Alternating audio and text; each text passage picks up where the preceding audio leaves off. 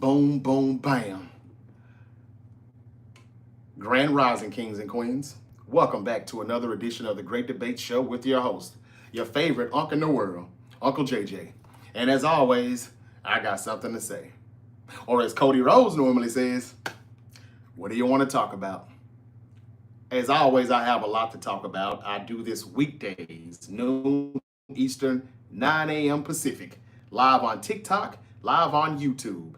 I just left X, formerly known as Twitter, and I hope I could get those people to come from over there at X over here to TikTok and YouTube as I continue what I was saying. And what do I have to say? I want to talk about this damn top 10 quarterback list. I just thought I put this to bed a week ago when there was a list that came out. I think it was NFL Network's list or just the NFL as a whole. NFL.com came out with a list that had Patrick Mahomes number 4. Okay, so this one right here is by the NFL execs, scouts, and coaches, and they're saying that Patrick Mahomes is still number 1. Stop playing. I don't even have a problem with that. I'm not here to debate if Patrick Mahomes should be number 1 or number 3 or number 4. I'm not, because I understand that whenever he gets the ball last, he still wins when the game is on the line. He still does that, and that's with a below average offensive line. Rashid Rice was out. Worthy was still a rookie. The running game hasn't been all of that. It's pretty much been the defense. And even Travis Kelce wasn't Travis Kelce down the stretch last year. So I'm not even here to debate about Mahomes. What I'm here to debate about is, did you see the list? When you get past 3, 1 was Mahomes, 2 was Josh Allen, 3 was Joe Burrow. We've got to stop putting Joe Burrow ahead of Lamar Jackson when Lamar Jackson is at least in the playoffs. And we got to stop rewarding Joe Burrow for something that he did 4 or 5 years ago. He ain't done it lately. So we got to stop doing that. He's number 3. Shouldn't be ahead of Lamar, but he is. Lamar is 4. Jayden Daniels is 5. Now, a lot of people have a problem with Jayden Daniels being 5 because he's only got 1 sample size of a season. And people think that he may regress his sophomore year, just like C.J. Stroud did. They had C.J. Stroud at like number 5 or number 6 after his incredible rookie year. And now, after his second year, they don't even have him in the top 10 list. Why? Because Nico Collins was in and out of the lineup? Because Steph Diggs got hurt like week 2? Why? This is what they do. And next year, they'll do the same thing to Jayden Daniels if he doesn't, have an incredible year like he did his rookie year. I can expect for him to regress a little bit as much as I like him, because we know coordinators are smart. It's the defensive-minded people's job to say, hey, we've got to stop this. We can't let him run wild like he did last year. Yes, he's a dual threat, but we can figure out ways to where we can eliminate all of this. They were just a play here or a play there, a drive here or first down there away from losing a lot of the games that they actually won. So that's the reason why Jayden Daniels is so high. My problem is, I don't have a problem with him being high, but why is Jalen Hurts number 9 on the list? So I gave you the top 5. 1 is Mahomes, 2 is Josh Allen, 3 is Joe Burrow, 4 is Lamar Jackson, 5 is Jayden Daniels. Then it starts getting disrespectful a little bit, where I think we've got Matt Stafford at 6. I don't know why. 7 is Justin Herbert. I really don't know why. 8 was Jared Goff. 9 was Jalen Hurts. 10 is Baker Mayfield. Now, I just came on here last week and said Baker Mayfield, I wouldn't be mad if you had him at number 5 or number 6. He has consistently took the Buccaneers to the playoffs. He got a playoff win in 23. They didn't get the wild card win in 24. But he played most of the year without Chris Godwin, lost him. Mike Evans was in and out of the lineup. He had a rookie running back in the backfield. And he's not Tom Brady. But he slowly, silently made you forget about Tom Brady, because they just kind of hit the reset button, inserted him into the offense and said, we'll be fine. And they are fine. The hate for Baker Mayfield, man, I tell you, and the disrespect for Jalen Hurts. This man just won a Super Bowl. Not only that, he was the Super Bowl MVP. in 2 head-to-head Super Bowl matchups against Patrick Mahomes, the boogeyman. Ooh, number 1 on their list. I'm not debating that. But in 2 Super Bowl head-to-head matchups against Patrick Mahomes, Jalen Hurts outplayed him both times. And the second time, they just whooped that ass trick. Why is he number 9? You're telling me Justin Herbert is a better quarterback than Jalen Hurts? Are you serious? This has got to stop. This has got to stop. I came to talk about Naomi from last night at Evolution. I came to give another chef's kiss to Rhea Ripley and Io Sky for the incredible match that they put on last night. Match of the year, Evolution, the PLE of the year so far. That was better than WrestleMania. I came to talk about Evolution. I came to give my respects to Goldberg. Because NBC damn sure didn't want to respect him. They disrespected him, cutting off his damn retirement speech. I came here to talk about that. And I got to talk about Jalen Hurts being number 9 on the top 10 list instead. I'm about to get into it. I'm going to reroute this list one more time. And I ain't going to do it no more. But first I want to say Grand Rising, all of you kings and queens. Thank you for coming back to the Great Debate Show. And if it's your first time being here, I hope you like what you see and you stay with me and come back. Thank you for everybody that's here right now. Adam, what's up? He says hi. Aiden. Shelby Conover, hi. How are you? My favorite team is the Colts. That's good. I respect that. I respect that, Aiden. I don't know if it's going to be a good year for you or not, but I do respect you being a Colts fan. And they're not in the Super Bowl. You know, like some people do. How these Chiefs fans came from out of nowhere a few years ago. RM Sports in the building. He says Stroud probably isn't going to look like a top 5 to 8 quarterbacks until he gets a solid O-line. Understandable, but that's even more reason why he deserves to be higher on the list then probably. Lamar Jackson has never had the best supporting cast around him either. But he gets all the criticism when they don't do well in the playoffs. What about Harbaugh? And what about him not hiring the right assistant coaches to elevate Lamar Jackson's game? What about always signing receivers 35 years old and older instead of getting somebody that's younger? They went and got the Andre Hopkins old ass instead of Keenan Allen or Amari Cooper, who's still available. The Ravens do this every year. They don't spend money on anybody. They just expect Lamar Jackson to put the team on his back. Here's your Superman cape. Now go. And you better beat Patrick Mahomes this year, damn it. I don't like that. They don't put enough around him to do that. But good comment, RM Sports. I understand it. Lori says hi. Hi to you. Hi to Kenny. Thank you for telling me that, Kenny. He's a diehard Cowboys fan. Okay, now over to TikTok. Hello, everyone. How are y'all doing? I came to talk about the unbelievable finish to the PLE last night in WWE Evolution. And now I got to talk about why Jalen Hurts is continuing to be disrespected. Grand Rising to Vicky. Thank you for joining me, Queen. Dom, thank you, King. Beckham, Miraculously, Liv, Brody, Hatley, Macon, Darty, what's up to EJW? Brody says Bears fan here. All right. I'm about to talk about the Bears and Caleb Williams a little later. Bear with me. Allie, what's up? $1 taco. Bang, bang, Niner game. Bang, bang, brother. How you doing, King?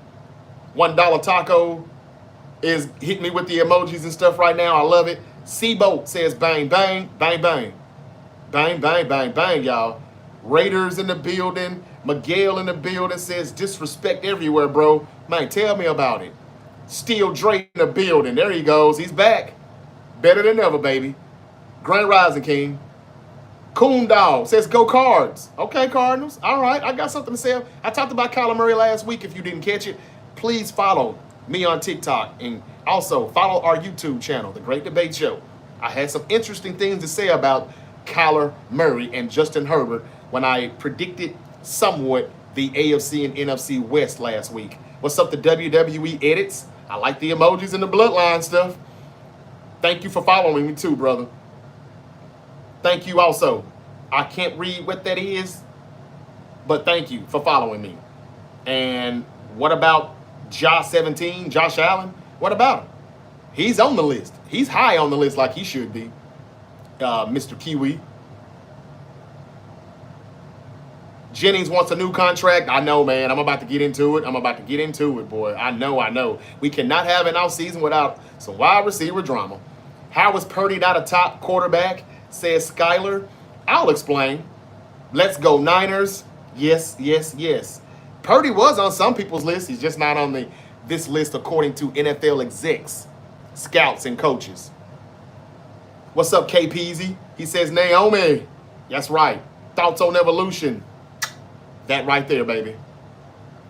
Way to make up for a disappointing Saturday night lame event.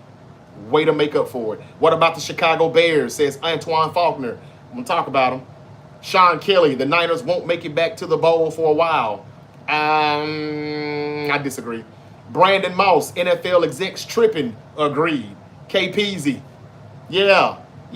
Rock on with your bad self. Tequila. Thank y'all for joining me, man. Y'all could be anywhere in the world right now, but you're here with me. And I just want to let y'all know I really do appreciate it. Now, if I could get about another 1,500, 2,500, a few more thousands of you all to come join the party, man, we could make this show so much better. Just understand the more support I get, the better this podcast can get. I'm a long way from that, but if you continue to come join me and hit the like button, share these live streams, then eventually I will hit my peak. Okay, what's up to Lori Benavidez in the building? How you doing, Benavidez? I've been talking his name a lot past few weeks. We're talking boxing when I'm talking boxing, getting ready for Canelo and Crawford and all of that. RM Sports. Okay, I read that already. And Kenny, I read that too. Okay, I'm caught up. Why can't Cowboy fans be more like you guys? We're not that far away from what Cowboy fans are, to be honest with you, Brandon. I'm one of the more realistic Niner fans, but there are Niner fans out there that are highly or overly optimistic. They think we'll probably go to the Super Bowl this year. It's not impossible. We do surprise people like this. This could be something similar to 2019, where we just hit everybody from out of nowhere, but that defense is still pretty young and raw. And yeah, it's hard for me to say that they're going to go that far, but they definitely still should be good enough to get in the postseason. If they can't, I think Kyle Shanahan should be fired, and Robert Saleh will be the interim head coach for the time being. Nah, they all delusional and can't stop living in the 90s. Man, tell me about it. And that's a lot of these fans, man, that have, you know, the prestige and all of the championships like the Cowboys and the Niners and the Steelers. At least the Steelers can say they won a 6th Super Bowl, a lot more recent than either one of us have, you know, Niners and Cowboys. I'm not the one to talk about y'all ain't did this in so long, just because we've been competitive and we've been in 3 Super Bowls in the past 12, 13 years. We've lost all of them. So what is it to brag about? I'm tired of saying quest for 6. If you've been saying quest for 6 for 30 motherfucking years, it ain't nothing to brag about. So, yeah, Brandon, I feel you, man, but 49er fans can sometimes be just like Cowboy fans. They're starting to get in that, on that level. They're getting close. Y'all, I've been telling y'all that y'all need to let the Luka trade to the Lakers stuff go. Mostly to Dallas Maverick fans, I've been telling that too. Why? Because Cooper Flag is going to be good. The Mavs are shutting down Cooper Flag after 31 points the other day versus the Spurs in the Summer League. And I think it's clear that he is going to be an NBA star. Do you all agree? I think he will. And I think that even if he doesn't run point, they've got another young brother, Nimhard or whatever. His name is Nimhard, just like the one in Indiana. He can run the floor. He can be the facilitator. He pushes the ball down the court. He sees everything too. Flag can do it, but I think with the emergence of this Nimhard guy, if they let him make the roster when the season starts, and he can be elevated to the main roster, he could play point. Cooper Flag can still play on the wing. And you've also got D'Angelo Russell, who is also there now signed. They can hold it down until Kyrie returns. I know y'all love Luka, Mavs fans. But Cooper Flag is going to be a star. Stop tripping and let that Luka shit go. I just wanted to speak on that. I know y'all was talking because he had a bad first game. He didn't have a bad second game. He put up 31. He was much more efficient from the floor, and he does play hard on both ends of the floor. I like him. And I'm a North Carolina Tar Heel guy, not a Dookie. This is just me keeping it a buck, as your favorite unk always will do. Okay, back to this damn list. Back to this list. I got some good things to say about Goldberg and his speech. I don't like how NBC disrespected him Saturday night. And I want to say a few things about the new Roman Reigns, OTC1, when he comes back. If he comes back, now that Seth Rollins is hurt. Want to give our prayers and a speedy recovery to Seth Rollins, because that injury is real, y'all. I don't think that's actually a work. I think he's really hurt. They said that last night he was on crutches and with a brace. Why would they be working us? I don't know. Just for us to forget about him and the Money in the Bank briefcase? Nah, I think he's going to vacate it or give it to Braun Breaker. Well, he's not going to give it to Braun Breaker because there's a 5-man gauntlet match tonight involving CM Punk versus LA Knight versus Jey Uso versus Penta versus Braun Breaker. And the winner gets a shot at Gunther for the World Heavyweight title at SummerSlam. What would they do with the briefcase? I don't know. I say have a whole nother briefcase match, Money in the Bank ladder briefcase match, and give it to the person who should have had it the last time, LA Knight. Seth should have never won it in the first place.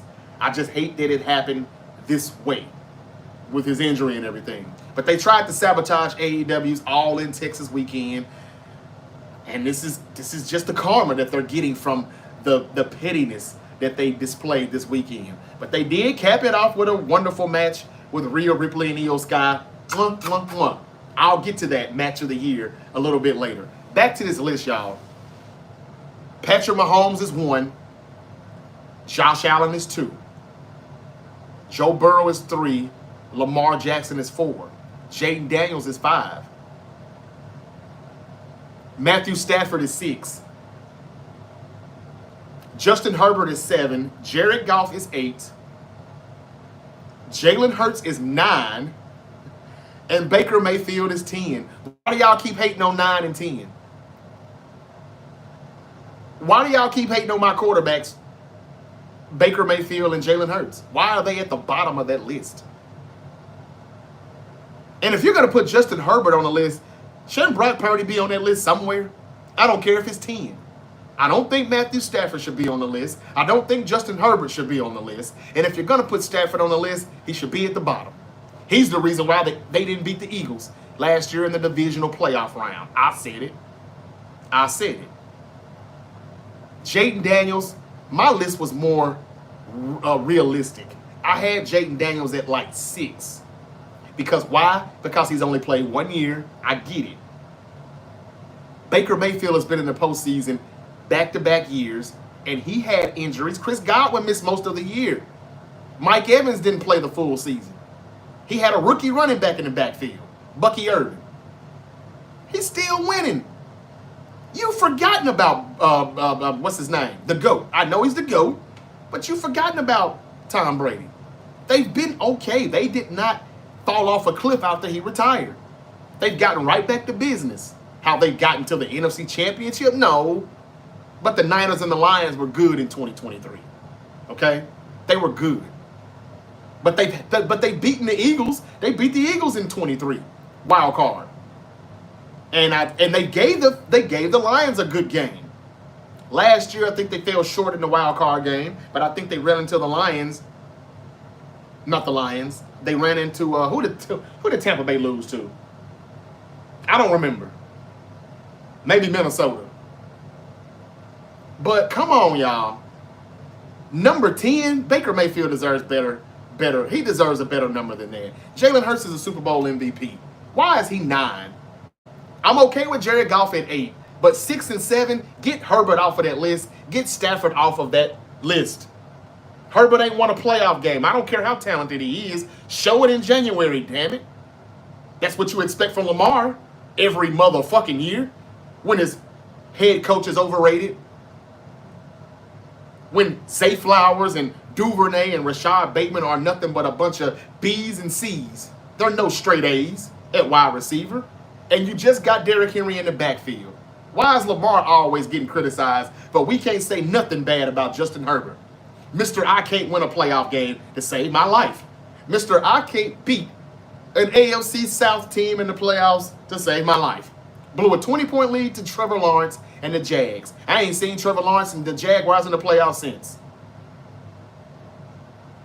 They should have beat C.J. Stroud and a poor offensive line Houston Texans team, but they still blew it. Why is he number 7? Why? Take him off the list. He is talented, but he's not talented when he needs to be. Get him off the list. Matthew Stafford is the reason why they lost to the Eagles. They were in that game, and all they needed was one drive out of the now extended, paid again Matthew Stafford, the same guy who was trying to give us the game in the NFC Championship game in 2021. We just did not want to catch those interceptions. He threw us 2, and we dropped them both. The Bengals had them beat in the Super Bowl, but that's neither here nor there. He's been declining little by little, and he will miss some games.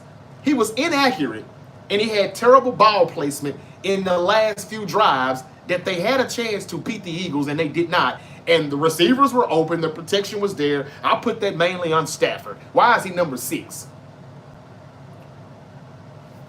Here's my list. And again, this list is fluid. But my list is more realistic. I'm going to do it again. 1 should be Josh Allen. I think Lamar Jackson is the best football player on God's green earth. But as far as just QB, Josh Allen is number 1. After what he did this past season, I'm going to read y'all comments shortly too. Y'all bear with me. But after seeing what Josh Allen did after losing Steph Diggs and Gabe Davis, and he still was an MVP, and he threw a good ball on that 4th down play where Steve Spagnuolo just went cover 0. Go get him in that AFC Championship game last season. He put that ball in a good spot. That dude dropped that ball on purpose. I don't know if it was Kincaid or whoever. I'm not sure. Thank you for the flowers.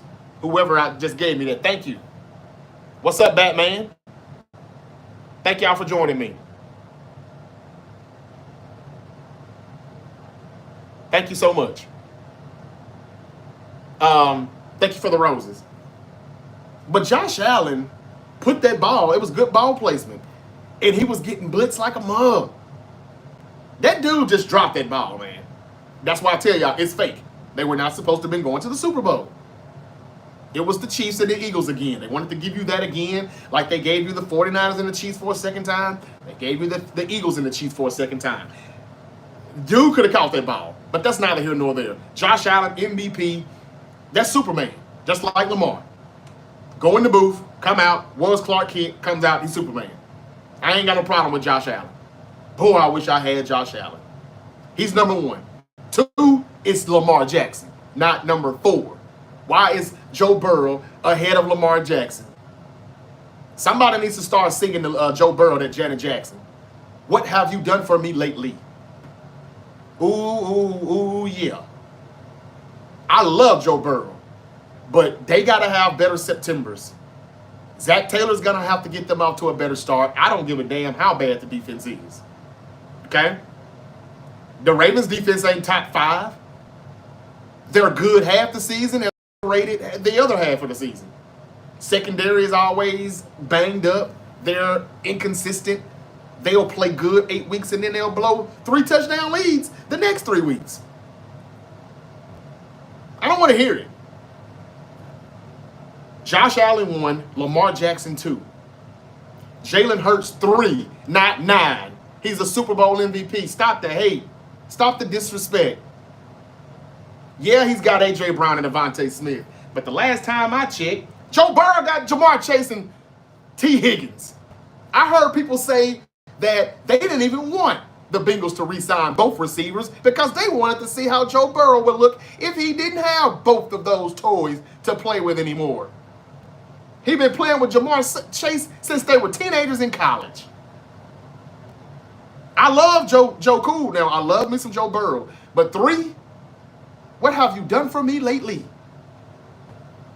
1, Josh Allen. 2, Lamar Jackson, the best football player on God's green earth. 3, Jalen Hurts, the Super Bowl MVP, who outplayed Patrick Mahomes in 2 Super Bowls. Number 4, Patrick Mahomes. Yes, he's still that dude. I know he's playing with a lot of possibles. He didn't have some sure-handed books if we were playing spades. His hand, he's got a lot of diamonds and hearts. He doesn't have enough black. He's got a lot of red. So for that, he definitely is top 4. But to me, he's number 4. Because he still was bad in that Super Bowl, y'all. He still was bad. And he didn't play smart at all. He kept stepping right into the duress that was coming from the interior. He could have bounced outside. Andy Reid could have helped him by calling some screens. This shit is fake. But again, number 4 is Patrick Mahomes. Number 5, Baker Mayfield. Why? Because he's been consistent. And I'm trying to, be respectful. I don't want to put Jayden Daniels above all of these veterans after just 1 year. Number 6 is Jayden Daniels, though, because he still turned that franchise around in 1 year. He did it all in 1 year. So he is 6. Number 7, give me Jared Goff at 7. Number 8, how about throw Brock Purdy on that motherfucker? How about that? Number 9, let's put some respect on Dak Prescott's name. I don't even think I had him on the list last week, but I'm going to put him on there now because I think I should take Stafford and Herbert off the list completely. So give me Dak Prescott at number 9. He's going to play this year with CeeDee Lamb and George Pickens also. When he's healthy, he is a good quarterback now. He's just not a good quarterback when he needs to be. And at number 10, do I want to put Stafford on here? I'm not putting Herbert on there. How about I put, what's his name? Jordan Love. Do y'all not think he's a top 10 quarterback? Or do you not think he will be this season again? Now that he's got the golden guy? And if Christian Watson can stay healthy, if Josh Jacobs stays healthy and they give him the rock a little bit more, maybe 9 and 10 should be Dak Prescott and Jordan Love. But it shouldn't be Jalen Hurts and Baker Mayfield. They deserve better. So I pushed them way up the list. And yes, I removed Stafford and Herbert, who they have at 6 and 7. So I'm going to run it back one more time. Number 10. How do y'all feel about this? Do y'all like this list or no? And Justin Herbert is good, but he's got to do something. I'm sorry. Not Dak Prescott, probably. I got to remove. No, I'm going to leave Dak Prescott on there. Let me remove Jordan Love. And let me make C.J. Stroud number 10. My apologies, C.J. They took you all the way off the list just because you had a little small regression in your sophomore year. Your offensive line was bad, just like RM Sports was saying right here on YouTube. The offensive line is not solid. Steph Diggs was gone for the whole damn year. I think he played like 3 weeks. And Nico Collins is in and out of the lineup. That's the only reason why they didn't make my top 5 quarterback wide receiver duo list. So I'm going to say 10 is C.J. Stroud. 9 is Dak Prescott. Yeah, that's what I'm going to do. 10 C.J. Stroud. 9 Dak Prescott. 8. Who did I say 8 was again? We can leave Jared Goff at 8.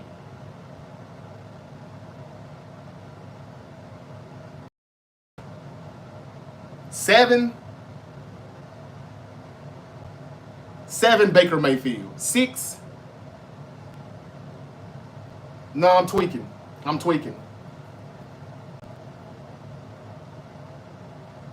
One more time. I'm tangling it up looking at it.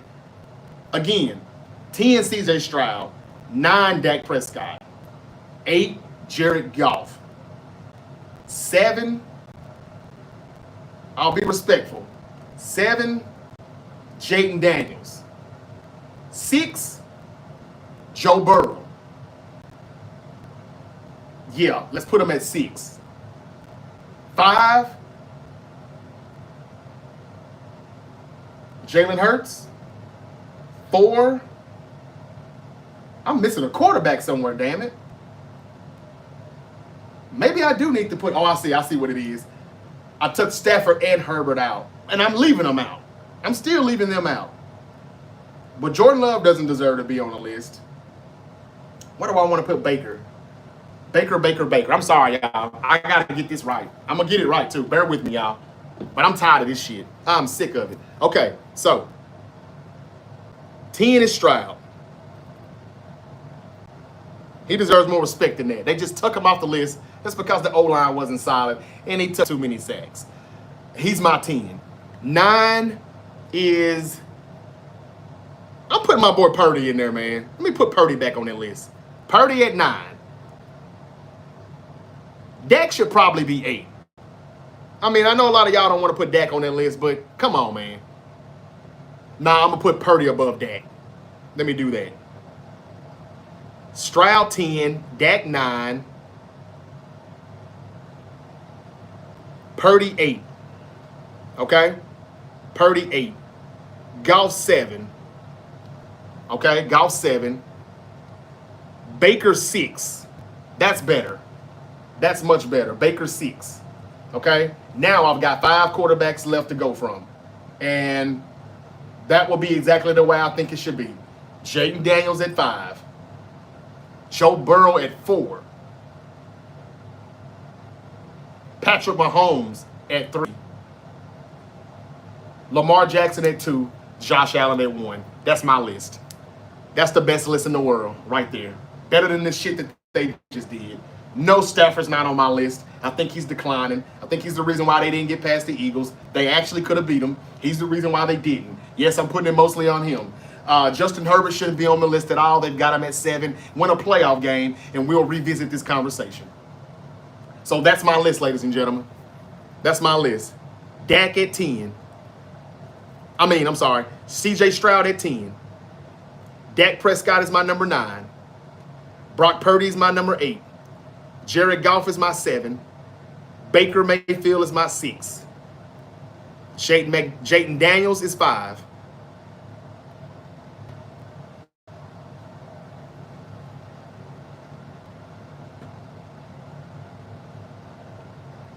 Jaden Daniels at 5. Joe Burrow at 4. Man, I'm still wrong. I'm going to have to take Dak off the list, y'all. I'm sorry. I just realized what I fucked up on. Damn. This ain't easy, but I'm going to get it right. I'm going to get it right. Last time. Man, I was supposed to be talking about Goldberg. And y'all got me talking about this bullshit. These NFL execs, I tell you, man. Some of the smartest dumbasses I've ever seen. Okay.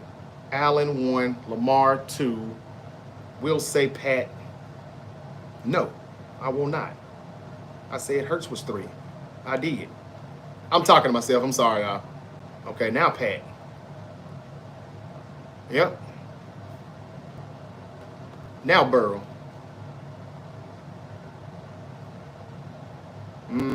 This is much better here. Now Daniels. Yeah, this is much better here. Okay.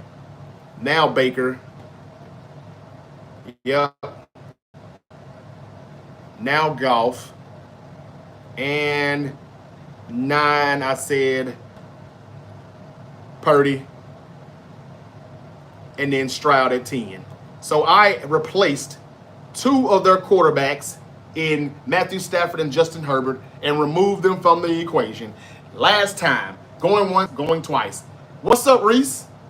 You could say the same thing about Dak as far as playoffs. I would even have him on the list. I did put him on there, but then I had to take him off. Brock has done more than him. He has. And that's why I have him on the list. I hope y'all don't think I'm doing Dak wrong. If you want me to take Stroud off at 10, I could put Dak on there at 10. He definitely deserves more respect than what he's getting.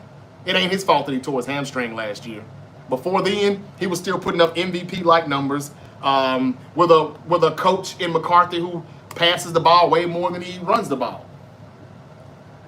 But here's my list. Number 10 is C.J. Stroud. I'm okay if you wanted it to be Dak, either or. But I got Stroud at 10. I've got Purdy at 9. Purdy still did a lot in this league. I know I say he shouldn't get paid $53 per. But see, Purdy saved Kyle Shanahan's job. And he got us to a Super Bowl when it looked like we were done when Jimmy Garoppolo broke his foot or whatever he did. We were like, oh, shit. Trey Lance was hurt. He wasn't ready. And Kyle already knew he wasn't that guy. And Purdy stepped in and boom.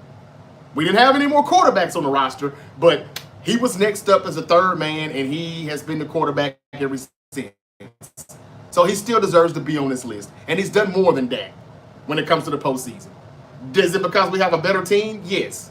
But still, if you're a good quarterback, sometimes you're supposed to elevate your team, and you can outweigh, the lack of talent if the coaching and the quarterback is hitting. What's up to Ruben in the building also? Thank you. Love the show, man. Please keep it going. We need more of your charisma. Thank you, brother. Thank you, King. Hey, somebody said I got charisma. I like it. You know who else has charisma and aura? The only one, Roman Reigns. OTC 1. I'm about to talk about that here coming up because I don't know if they're changing his persona and his nickname, and I want to know why. And I want to talk about Rhea and Io. Oh my God. Oh my God. What a match. What a PLE. And they just threw that shit together. I can't wait to talk about it a little bit more. If I don't get to talk about it as much, though. Me and Terrence went live last night. If you follow and subscribe to the YouTube channel, The Great Debate Show, you can go back and check that out. All right, I'm going to finish this list quickly. CJ Stroud, 10. Brock Purdy, 9. Jared Goff, 8. Baker Mayfield, 7. Jaden Daniels, 6. I know it's just 1 year, so I'm going to say 6. They got him at 5.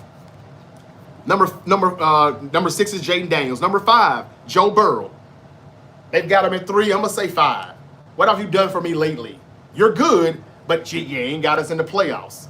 You haven't been playoff good. I don't care if the defense is bad or not. I don't care.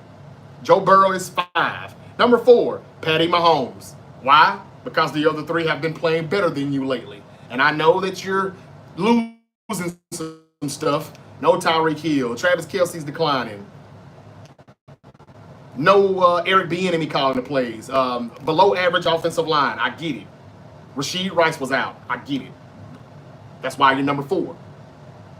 But you're still good. But you were bad in that Super Bowl.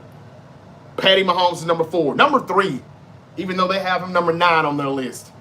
Number 3 is Jalen Hurts.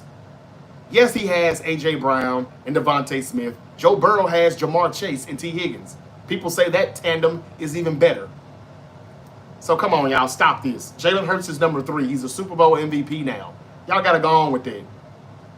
Number 2 is Lamar Jackson. In my opinion, the best football player on God's green earth. But the number 1 quarterback in the league is Josh motherfucking Allen. And that's just it. They got him at 2. I understand that we still want to say Pat is number 1. I get it. Whenever he's got the ball last and they need to win, he always wins. I get it. I get it. And he's been doing it ever since that AFC Championship loss when D Ford lined up outside on the line of scrimmage and they had the GOAT Tom Brady beat. Ever since, that's the last time I saw Patrick Mahomes lose when he had the ball. Well, he didn't have the ball last either, though. Brady got the ball back. Every time he's had the ball last, he's done it. So I can see why they still have him number 1. But I'm being more realistic. If we're looking at the quarterback, the team overall, how far he carries them or not, he needs to be number 4. Josh Allen carried his team last year and got MVP out of it. So he's my 1. And Lamar Jackson, I think his coach is overrated. If he had Andy Reid, he'd be number 1 on everybody's list. If he had Eric Bieniemy, at least 1 year calling his plays, he'd be number 1 on everybody's list. He just got Derrick Henry. Before that, they have gave him no talent. Y'all know damn well Rashad Bateman and Zay Flowers are a bunch of B's and C's. They're no straight A students. He's the best football player on God's green earth. Lamar is number 2. Jalen Hurts is number 3. Patrick Mahomes is number 4. Joe Burrow's number 5. Jaden Daniels is 6. Baker is 7, not 9. 7. I wouldn't be mad if you said he was 5. But he's going to be 7 on my list now. Goff is 8. Purdy is 9. And CJ Stroud is 10. I don't know why Herbert is on their list. And he's number 7. Justin Herbert is not better than Goff, Hurts, or Mayfield. He hasn't been, not when it mattered. Does he have incredible skill set? Yes. And incredible arm talent? Yeah. Can he run a little bit? Yeah. But when I need him to do it in January, he doesn't do it. So that's my list. And again, this list is fluid. But as of now, this is my top 10 list. According to the execs, the coaches, and the scouts, they don't know what the hell they're talking about. That's just my 2 cents. Now let me catch up on what everybody is saying over here. On TikTok, I agree with that comment that you said about Dak too, Reese. Reese said, no, I would have him, or I wouldn't have him on the list. I got you. Look, if you want to put Dak at 10, you can. If you don't, I don't blame you either. But some people are going to give me some pushback that Dak is not on that list. And they don't have him on the list either, but I think it's because he was out for most of last year. Reese said, F Dallas. Ruben, thank you again for your wonderful comment. Thank you. Brayton in the building says, put Herbert on the Lions, and the Lions are going to the Super Bowl. Well, I could say the same thing about Lamar Jackson. Put him on the Chiefs, and he's going to the Super Bowl then. We could say that about a lot of different quarterbacks. Okay? But Brayton, not to be a smart ass here, but Justin Herbert is not on the Lions. And they had him ranked a little bit higher than Jared Goff, who does play for the Lions. I got a problem with that. Jared Goff was in the NFC Championship game 2 seasons ago. Okay? And last season, yes, they lost, but Jaden Daniels was great last year. He beat a lot of teams that they probably shouldn't have beat. He was the reason why they did it. So I ain't here to debate about Herbert or Goff, but Herbert ain't on my list. I'm sorry. And he doesn't play for the Detroit Lions. He plays for the LA Chargers, and the Chargers were a playoff team. Why can't you just win one playoff game when you get there? It's not like he's asked to go to Arrowhead in the wild card game and beat the Chiefs. It's not like he's asked to go play in Philly or go to Buffalo in the freezing cold. No. He went to Jacksonville one year, lost in Duval County after blowing a 20-point lead. He went to a closed-in dome in Houston and lost to C.J. Stroud, someone who has what's the word that they've been saying out here? A poor offensive line. So I'm sorry, man. I don't want to hear any excuses. And to me, that's an excuse. Herbert's not on my list. We'll have to agree to disagree on it. What's up, Cam? He's in the building, and he says the Texans are going to the AFC Championship game. All right, then. That is where they need to go to get over that hump, where they always tend to lose in the divisional round. But for 2 years in a row, he's went to the wild card and won. How is he not on the list? But Justin Herbert is. That don't make no damn sense. Stroud is 2-0 in the postseason. 2-2. Herbert is 0-2. How is a goose egg greater than 2? Make it make sense. Okay, y'all, I ain't gonna waste any more time on this damn quarterback list, because that ain't even what I was supposed to have been talking about today, but they took up the first 45 minutes of my show. What's up, Raider Drock? He's back. He said, watch out for my Raiders. Man, we got some defense now. He says that every day. We got to give Raider Drock some love if the Raiders fuck around and really be good. Now, I like the defense, and I wish they had a kept my boy. What's his name, man? Antonio Pierce. I wish they had kept him. But now they've got Pete Carroll, and I'm okay with Pete Carroll. I love him. I respect him. But I just don't see the offense outside of Ashton Genty. Reese said, Raider Drock said Geno was a good quarterback. Yeah, when the running game is good. He's a good play-action quarterback. But I don't see no DK Metcalf lined up on the outside. Reese, I wouldn't have Daniels that high. Yes, he had a phenomenal year, but he's a rookie. And like everyone else, I can't wait to see what he can do year 2. That's why I got him at 6 instead of having him in the top 5. I'm trying to be realistic. But the brother did go to the NFC Championship game, y'all. We can't overlook that either. What am I supposed to do? Leave him off the list just because he was a rookie? I don't appreciate him being that high, but I also don't appreciate C.J. Stroud not making the list at all. And they just had him to number 5 last year. He did the same thing. He just statistically didn't have as good of a year. And I know why. Y'all, do you think the Washington Commanders, when the season started last year, tell the truth. Did you think the Washington Commanders were better than the LA Chargers? The Detroit Lions, the Minnesota Vikings, the Green Bay Packers, the Minnesota Vikings, I said already. Did you think they were better than any of those teams? No, you did not. All you saw was a team that has a rookie quarterback, and, well, at least Snyder finally sold the team. That's all you knew. That's all you had to go off of. But they were one game away from being in the Super Bowl. A lot of that had to do with Jaden Daniels. So he belongs on the list. I'm not saying that he should be that high, but it was an incredible year. I'm being realistic, and I eased him out of the top 5. I never put him in the top 5. He's always been 6. That sounds about right. Justin Herbert shouldn't be on the list, and Matthew Stafford is declining. So keep some of these swords in there.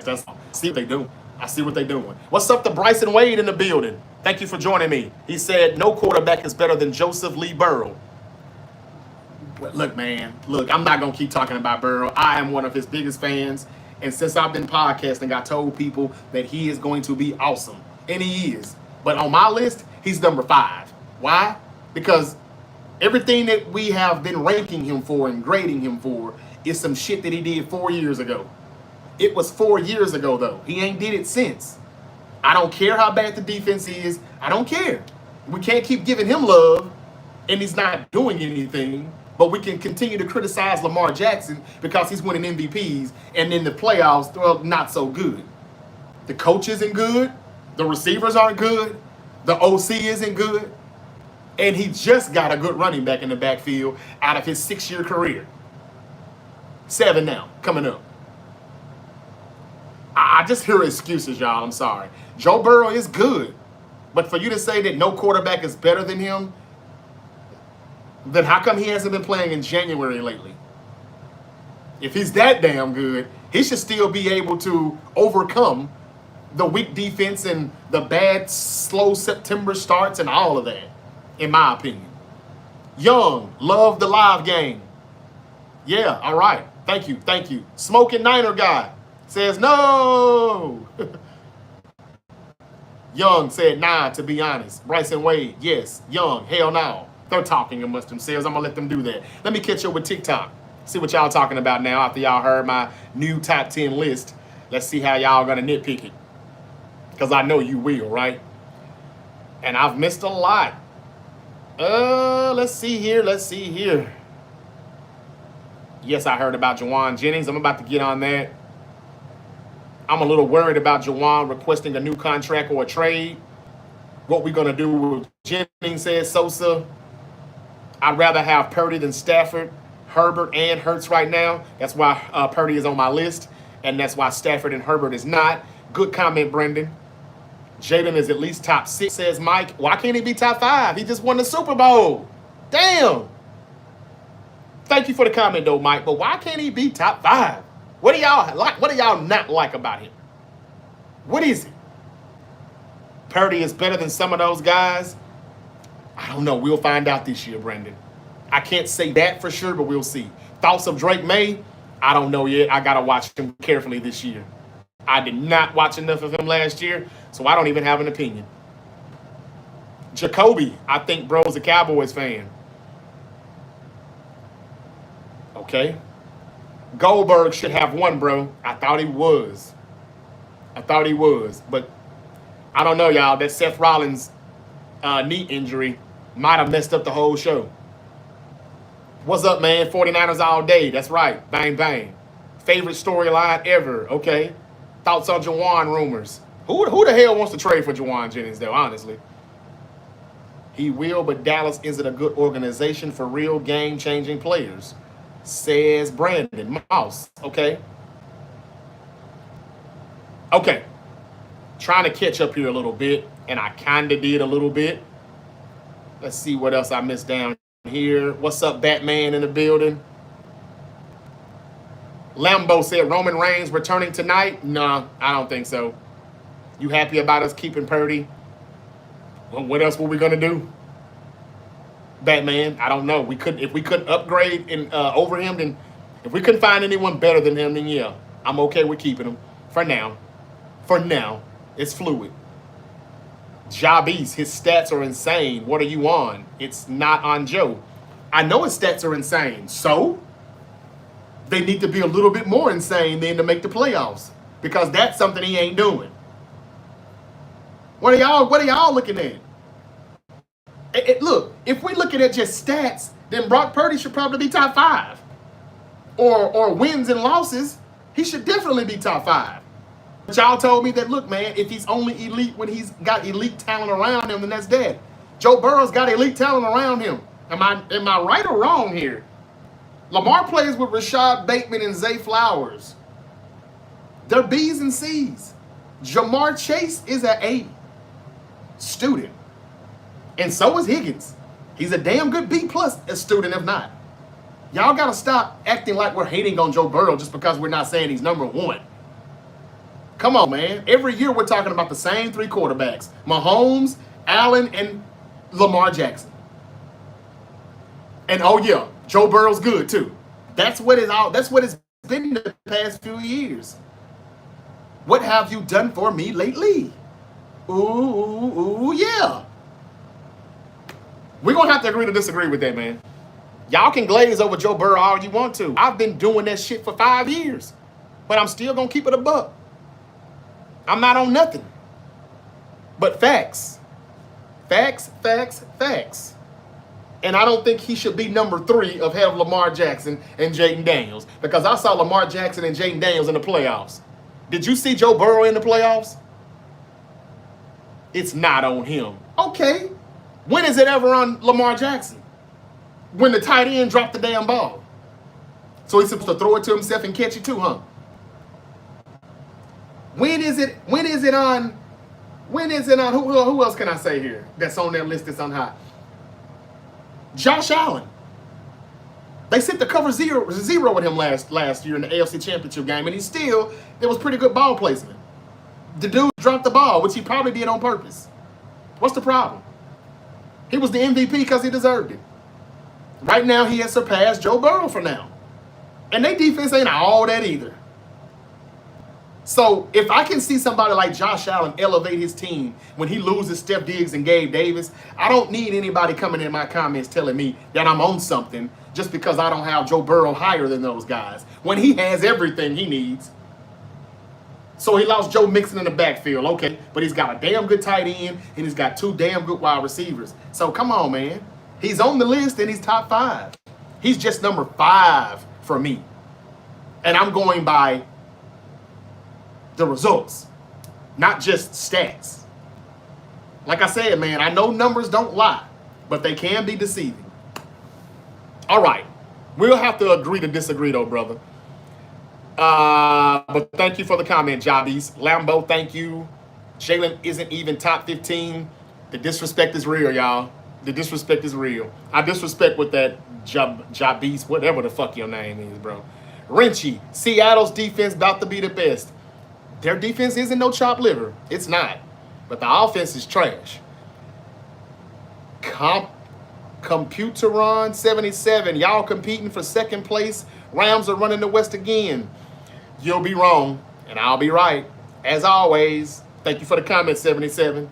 Batman, LOL. He's laughing his ass off. What did I say? Puka gonna be too worried about his baby mama this season. Oh, shit. What he done did. Niners taking it back easily, says Batman. Yep. They don't want to recognize, but that's good. We love to be under the radar. Just a Titan named Jordan says 10-34. Whose record is that? Miguel said, good list. Thank you, brother. Somebody finally giving me some props. So then he isn't top 10, says Batman. Who isn't? If he don't play good when he needs to, how is he top 10? Who? Who, Batman? Flip, Dak, and CJ? I'm okay with that, Miguel. I'm okay with that. Because I know CJ did have a little bit of regression, but again, the line was bad. Why do we keep Patrick Mahomes? This is what I don't like, the double standards. If we're going to say CJ Stroud shouldn't make the list because the O-line was poor and he took too many sacks, didn't Patrick Mahomes take a lot of more sacks than he normally did? Patrick Mahomes' numbers have not looked good since Tyreek Hill and Eric Bieniemy left Kansas City. And we still say, yeah, but that's Patrick Mahomes. What the fuck does that mean, bro? So I'm tired of, I'm sick and tired of all of the contradictions. I'm just tired of it. The same reasons why you're saying CJ Stroud probably shouldn't be in the top 10. Where does Patrick Mahomes fit in that then? His line is getting bad. His line, this and that. I think sometimes that's when you elevate that player because they're doing more with less. But if you want to flip Dak and CJ now, I'm cool with that. But some of these comments, which I'm trying to figure out what Batman is talking about when he says somebody shouldn't be in the top 10. He said, you saying Dak top 10. No, I didn't. I took him off. But I'm okay with him being 10. Him or Stroud, take it or leave it. I don't care. But he's saying, you saying Dak top 10, but then saying he don't play well when he need to. That's insane work. No, it's not. No, it's not. Listen to me, brother. Just because you don't play good when you need to doesn't mean like you're not good. Justin Herbert is number 7 on their list. He doesn't play good when he needs to, but he plays good enough to make the list, right? Now, I took him off the list, and I took Dak off the list. But if you wanted to put him 10, I'm okay with it. I'm only thinking about putting Dak on the list at all because I wanted to take away Herbert and Stafford. I snatched those two out of the equation. So I got to put somebody in there. But I never said Dak wasn't a good quarterback. I just said he's not a good quarterback when he needs to be a good quarterback. I'm not contradicting myself. The list contradicts himself. And some of you are doing it too. Who do you have on your list then, Batman? Give me your list. Let me critique the fuck out of it. Please, tell me your list. CJ almost got more playoff wins than Dak. I just said CJ or Dak at number 10. I don't care. I don't care. But I have changed my list and Dak is not on it. Let me read it back to you one more time, Batman, because y'all be hearing what y'all want to hear. CJ Stroud is my number 10. Brock Purdy is my number 9. Playoff wins. 8 is Goff. 7 is Baker. I'm sorry. I'm getting my numbers mixed up. 7 is Baker. 6 is Daniels. 5 is Burrow. 4 is Patrick Mahomes. 3 is Jalen Hurts, a Super Bowl MVP. And somebody said he's not even top 15. Lord have mercy. 2 is Lamar. 1 is Josh freaking Allen. Miguel says Brock Purdy. Dimension says Stafford is top 6. I got him at 8. That's good enough. Preston, what do you think about Jennings? I'm about to get to that now because I'm about to stop beefing and debating about this damn list. We all gonna have our own list. It is what it is. Sarah, Norway, Josh Allen, question marks. He's number 1. But I still think Lamar's the best football player on God's green earth. But quarterback, yeah. Josh 1, Lamar 2. I said what I said. It's my list. It's my list. That's all. Give me your list, Batman. I want it. Patrick beat 5 of those quarterbacks. Who is P? Purdy, or he's talking about Brock Purdy. Yeah, that is true. And Baker Mayfield and Jalen Hurts is beating some of these quarterbacks too, but they're still at 9 and 10. Y'all should be criticizing the NFL execs and the coaches and the scouts that made their list more than you should me. I'm fixing their list. Good comment, Miguel. Brock Purdy has beaten some of those quarterbacks. Yes, he did. Facts. Best match. Yes, Miguel. Josh Allen says 45 CJ. Bow said name 4 quarterbacks better than Burrow right now. I just did. Lamar Jackson, Josh Allen, Jalen Hurts, Patrick Mahomes. If you get the sugar daddy out of your ear, then you probably could hear me. I said it, Bow. I said it. That's my opinion. Now, overall, you could say Joe Burrow is the best quarterback in the league, but I say, what have you done for me lately? I don't care about the defense being bad. Okay? I don't care. I don't care. Patrick Mahomes, not Patrick Mahomes, Lamar Jackson, his defense is, they're all right. So, I'm just saying, man, look, damn, y'all. If that's the case, maybe Dak Prescott should be top 5 on the list then because his defense has been bad. I don't know what to say. I'm done talking about it. Y'all go what you want, say what you want, do what you do. Josh Allen is number 1 on my list. Joe Burrow's number 5. And I'm going by a lot of things, not just stats. And I don't want to hear excuses. All that is excuses about the Bengals defense. I don't care about all of that. Stop paying the wide receivers and stop paying all the offense, and the defense could be better. All you're doing is just keeping the offense good. So we're going to have a great show. But what about the defense? I told y'all this all last week. The Bengals are just like the 2000s Indianapolis Colts. Salary cap goes all on the offense. If it was a seesaw, it would look like this. There would be no swinging. The defense is down here. The offense is up here. Point blank, period. What's up, OC CJ? He said Lamar is number 1. Thank you. Somebody with some damn sense. I put him at number 2 on my quarterback list, but he's the best football player in the world. If you're playing flag football and all of those quarterbacks are in the backfield, in the backyard, Lamar's the first one you're going to pick if you got down. And you know I'm not lying. Good comment, OC. Reese said, did you see Brock's interview on busing with the boys? I did not. What'd he say? OC CJ, the Ravens defense is just all right. Exactly. Exactly. But all we get to hear is, but Joe Burrow ain't got no defense. Y'all gonna make me start hating on Joe Burrow, and I love the kid. I love him. And this is the first year I've ever put him outside of the top 3. On God. Ain't that what the YN say? This is the first time I've ever put him outside of my top 3. But y'all ain't gonna come in here and tell me he deserves to be number 1. And the motherfucker ain't been in the playoffs in 3-4 years. I don't give a damn why he ain't been there. If you that damn great, get there. I'm done talking about it. I would put Baker in the top 5. Somebody with some sense. I don't know what we're looking at. I don't even know what we're looking at. This is just a bunch of nostalgia if you want to be real. Give Baker some love, man. Number 10. Jalen Hurts, a Super Bowl MVP, and he's number 9. And we fussing about where Joe Burrow should be. Whew. Yes, he's good. But what he's accomplished, he ain't accomplished much in 4 years. Flowers is pretty good. Their tight ends are tough too. Not to discount Lamar, but he has weapons, says CV and Jax. I say Mark Andrews is getting old. Isaiah likely should be playing more than him.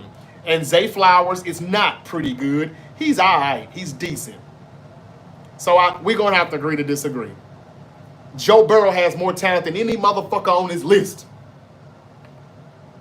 And ain't been to the playoffs still. I don't care if he ain't got no defense. He's got it all on offense.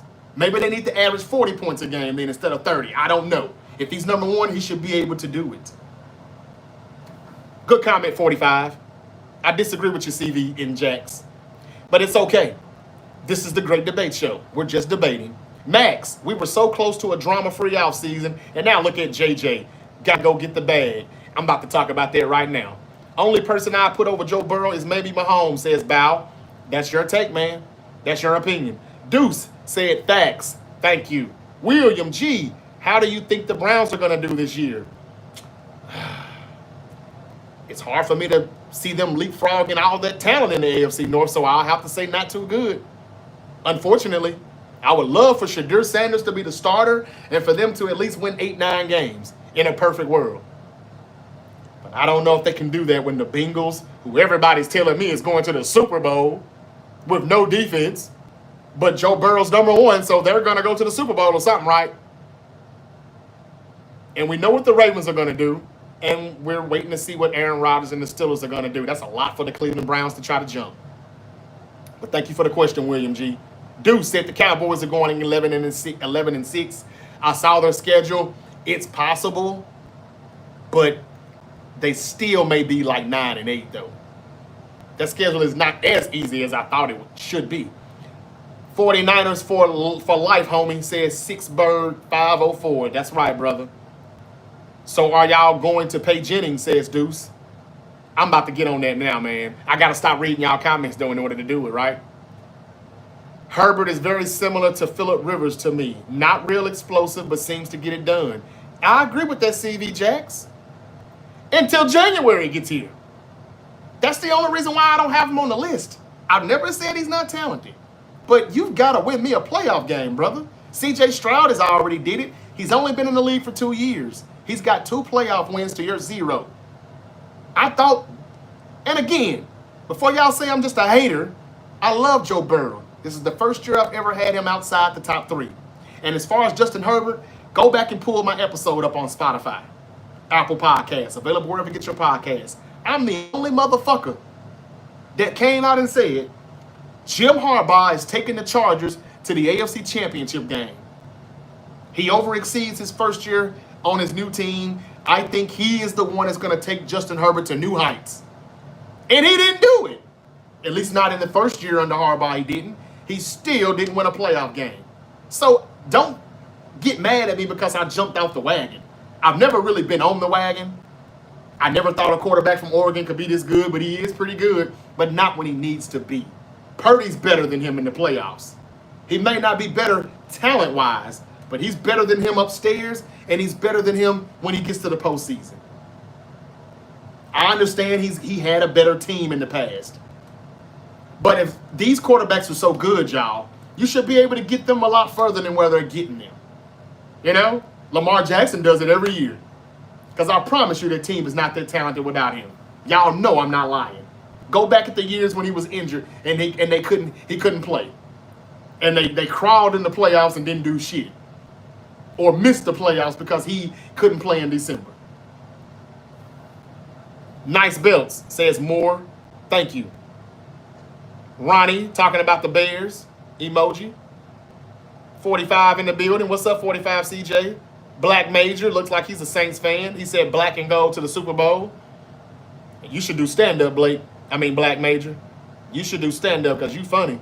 Nerd in nature. Thoughts on J Love. I'm a Packers fan, but he's worried stuck. That's somebody that I almost put at number 10. But because last year he did regress a little bit, I think the Pack will be back. I'll leave it at that. The verdict is still out on Jordan Love, but I think the Pack will be back. Matt LaFleur is a good coach. I have a lot of respect for McVay and Matt LaFleur. So I see them getting back. Don't worry so much about Jordan Love. I think the Packers will be fine. What's up, Bills Mafia in the building? Oh, shit. Bills Mafia up in this biatch. Minnesota Dad, what's up, brother? He's back. OCCJ said, I don't think Shadir will start. I think he'll be mentored by Flacco and Deshaun Watson.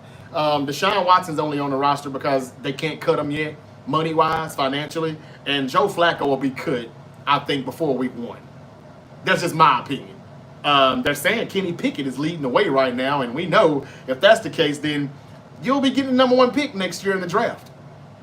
Shadir is the better quarterback, hands down, but they're going to try to save face so that quarterback that they drafted before Shadir, he's going to be the backup, and Shadir will probably be the 3rd string if he makes the team. I don't know what to say about the Browns right now. Let's get to training camp, and let's see what develops as we move on. Thank you for the comment. Minnesota Dad said playoff performance, 100 times more important than regular season stats. That's why Mahomes is #1. And I ain't here to debate that. I'm not. I know I slid him down the list a little bit, but that's because if he's so great, he still has to be better than what he's been in the regular season and the postseason. But I can't argue with Minnesota Dad with that comment. Whenever he's got the ball last and they need to win, they always win. So that's why he probably is still #1. But I'm giving Josh Allen some love, so I'm making him #1 because he won the MVP without Diggs, without Gabe Davis, and all that shit. So he's my #1. And Lamar's the best football player in the world. That's why he's my #2. And Jalen Hurts just came off a Super Bowl, so that's why he's my #3. I just don't like the disrespect from Jalen Hurts. #9, no. I moved him up 6 spots to 3. And then, is it okay for me to put Patrick Mahomes behind the motherfucker that beat him in the Super Bowl? The motherfucker who actually outplayed Mahomes in both Super Bowls? I'm not mad at the comment, Minnesota Dad, but he's my #4 today. But again, this list is fluid. Now, I'm done talking about the list. I'm done. Jawan Jennings is asking for a trade or a bag. Jawan Jennings just signed an extension with the San Francisco 49ers. I hope I don't lose, y'all, because I'm about to talk 49ers. Just for a second. But that's the news right now. Adam Schefter said this morning that Jawan Jennings is due to get about $7.5 million this year. Last year he signed an extension where it was like 2 years, $15 million or something like that. Not a lot of money, but not bad for a third wide receiver. That's what he's been. Now again, I appreciate Jawan Jennings, his grit, his grind, his hard work and hustle. At times he was making more plays than Debo and Brandon Ayuk put together. But that's mainly because he was the number 3. Kittle gets more attention when he's running routes, whenever that is. Debo gets more attention because of the things that he could do in the back, out of the backfield. Brandon Ayuk was our number 1 real wide receiver. So that's why the ball would come to Jennings at some times. Yes, he was a security blanket at times, but it's because he's not getting the attention that those other guys were getting. If this year Jawan Jennings is the number 1 receiver because Brandon Ayuk will start the list on the PUP list, will start the league, the season on the PUP list. Debo is gone, so Ricky Pearsall will probably have to step up and be number 2. Jawan Jennings probably does have to be number 1. That's why he's asking for the money. He feels like he deserves a little bit more. But if he feels that way, he shouldn't have signed the extension that he signed last year. I don't know what the Niners are going to do. He is one of our hardest working players on the team. He is, I'm not going to lie, very passionate, plays hard. And he has probably exceeded the expectations that anybody might have had for Jawan Jennings coming out of Tennessee, undrafted, I believe. And if he was drafted, it was like the 7th or 6th round or some shit. But Kenley Sellers, if you're watching, bang, bang, that's his guy. As a Tennessee Volunteer fan, he told me if he makes the team, he's going to help us out. He has done that. So I'm kind of, I don't know where to draw the line in the sand with the 49ers and Jawan Jennings and his contract situation. I don't think he's going to require that much money, though. We've got $46 million in cap space. Just give him a little raise. Give him another small raise. What can you do? Brandon Ayuk is not going to be back probably till October. He may have to miss the first 6 weeks of the season, being on the PUP list, or the first 4 weeks. I know he's going to be on the PUP list when training camp starts. Debo is gone. So what are we looking at here? Jawan Jennings probably was going to be the number 1. Ricky Pearsall was probably going to have to be number 2. And Jacob Cowan, I guess you have to throw him in the slot. Jordan Watkins, number 4, I guess the rookie out of Ole Miss. We're really thin in the wide receiver room. And that's why CMC's health is so important as to what we do in 2025. I kind of think Jawan Jennings kind of got the Niners kind of stuck between a rock and a hard spot. No pun intended. They may have to give him a little raise. I know Niner fans are not going to be happy with it. I know you probably want to say, here we go, some more wide receiver drama. But it's not like he requires or demands the type of contract that Brandon Ayuk did, that Debo Samuel did. He's not on that level, unfortunately. And that's why y'all probably think, screw him. He signed the extension last year. You got to show up and play. Well, he knows that y'all need him a lot more than you did last year or any other year that he's been there, because he knows BA is not going to be ready in September just yet. And he looks around and he doesn't see Debo anywhere. And George Kittle has always been underutilized. So if the Niners try to play hardball here, then I guess that means that George Kittle's going to be our number 1 receiver. And that means somebody else is going to have to do the hard work and the blocking, because Kittle is going to have to be utilized a lot more. And they did get a tight end out of Jacksonville. Maybe he'll do most of the blocking. I don't know. But he's kind of got a point. You can understand why he's trying to get that bag, because he sees these motherfuckers kind of need me right now. But again, he's slow. He has height that we don't use and take advantage of because we throw no wide receiver fades at him or anything in the red zone. He's never a red zone target like he should be. He's not that fast, but he is like 6'5", 6'6", 6'4", 6'5". Shanahan doesn't utilize him enough for that height when it comes to the red zone, but he does work hard for us, y'all. I don't know. What do y'all think we should do? Let me hear from you Niner fans real quick, and I'm going to move on.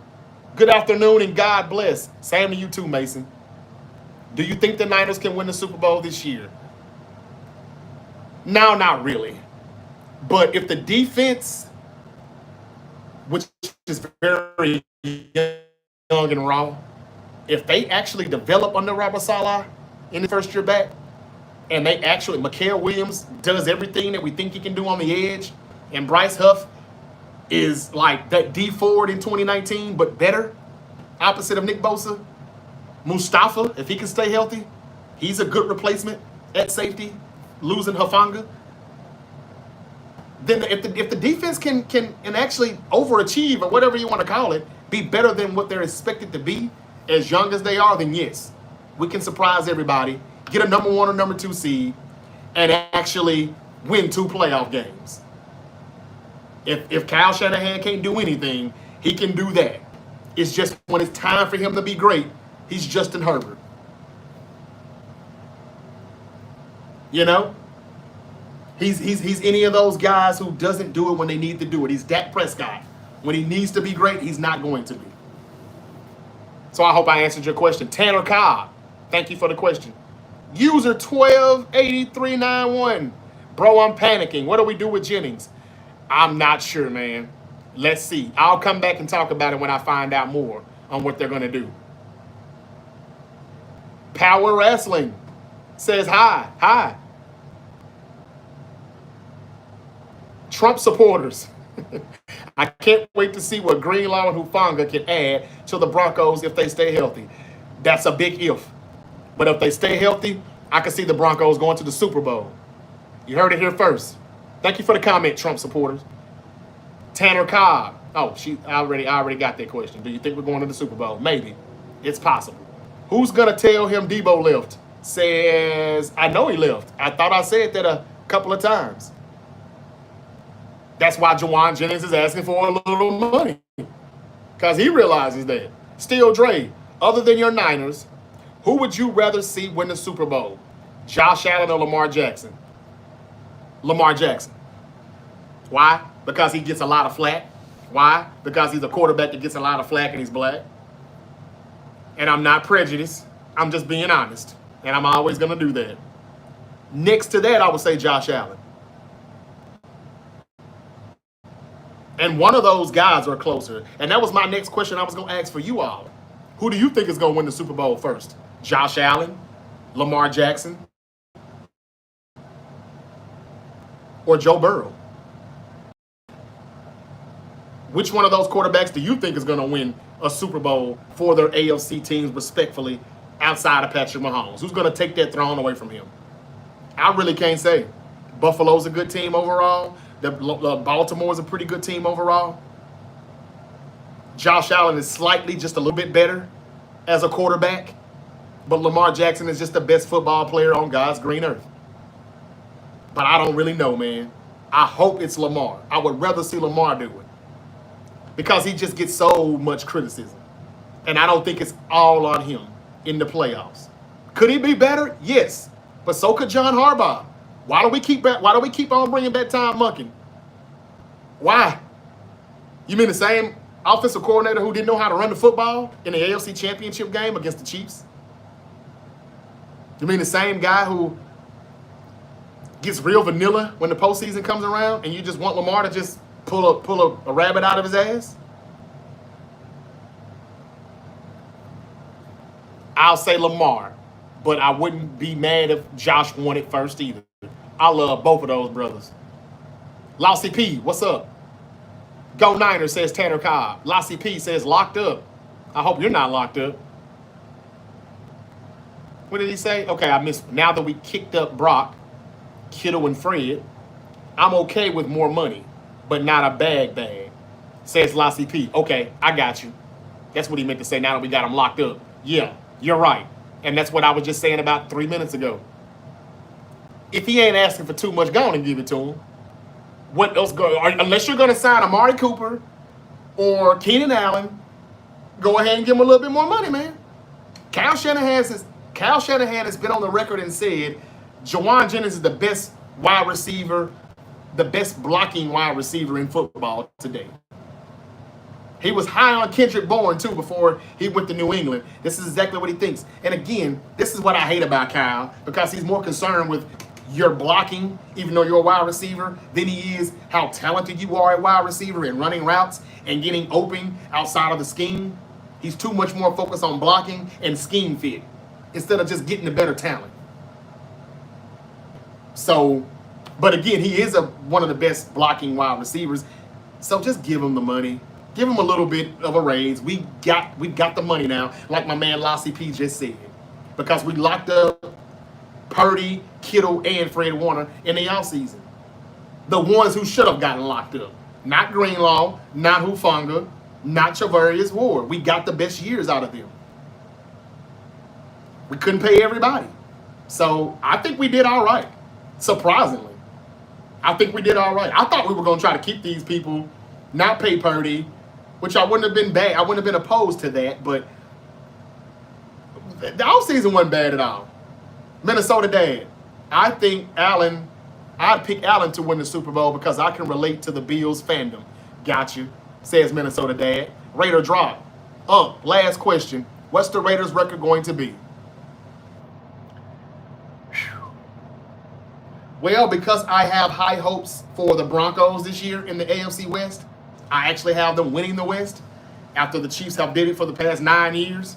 I'm giving it to the Broncos. I still think the Chiefs will probably be number 2. And maybe the Chargers, since Justin Herbert is so fucking good, according to everybody, then the Chargers should be 3 or 2 or 1. So the Raiders still are going to be at the bottom, Raiders. So I don't know, man. 6 wins? 6 wins maybe? 6-11. That's the best I can do, man. That's the best I can do. Maybe 7-10. I don't know. Johnny Reynolds, what's up, man? He's back. What do you like about Jelly Roll fighting at SummerSlam? Nothing.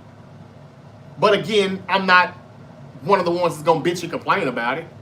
I don't know why all these WWE fans are acting like the WWE hasn't been bringing in celebrities for big PLEs like SummerSlam and WrestleMania for the past 40 years.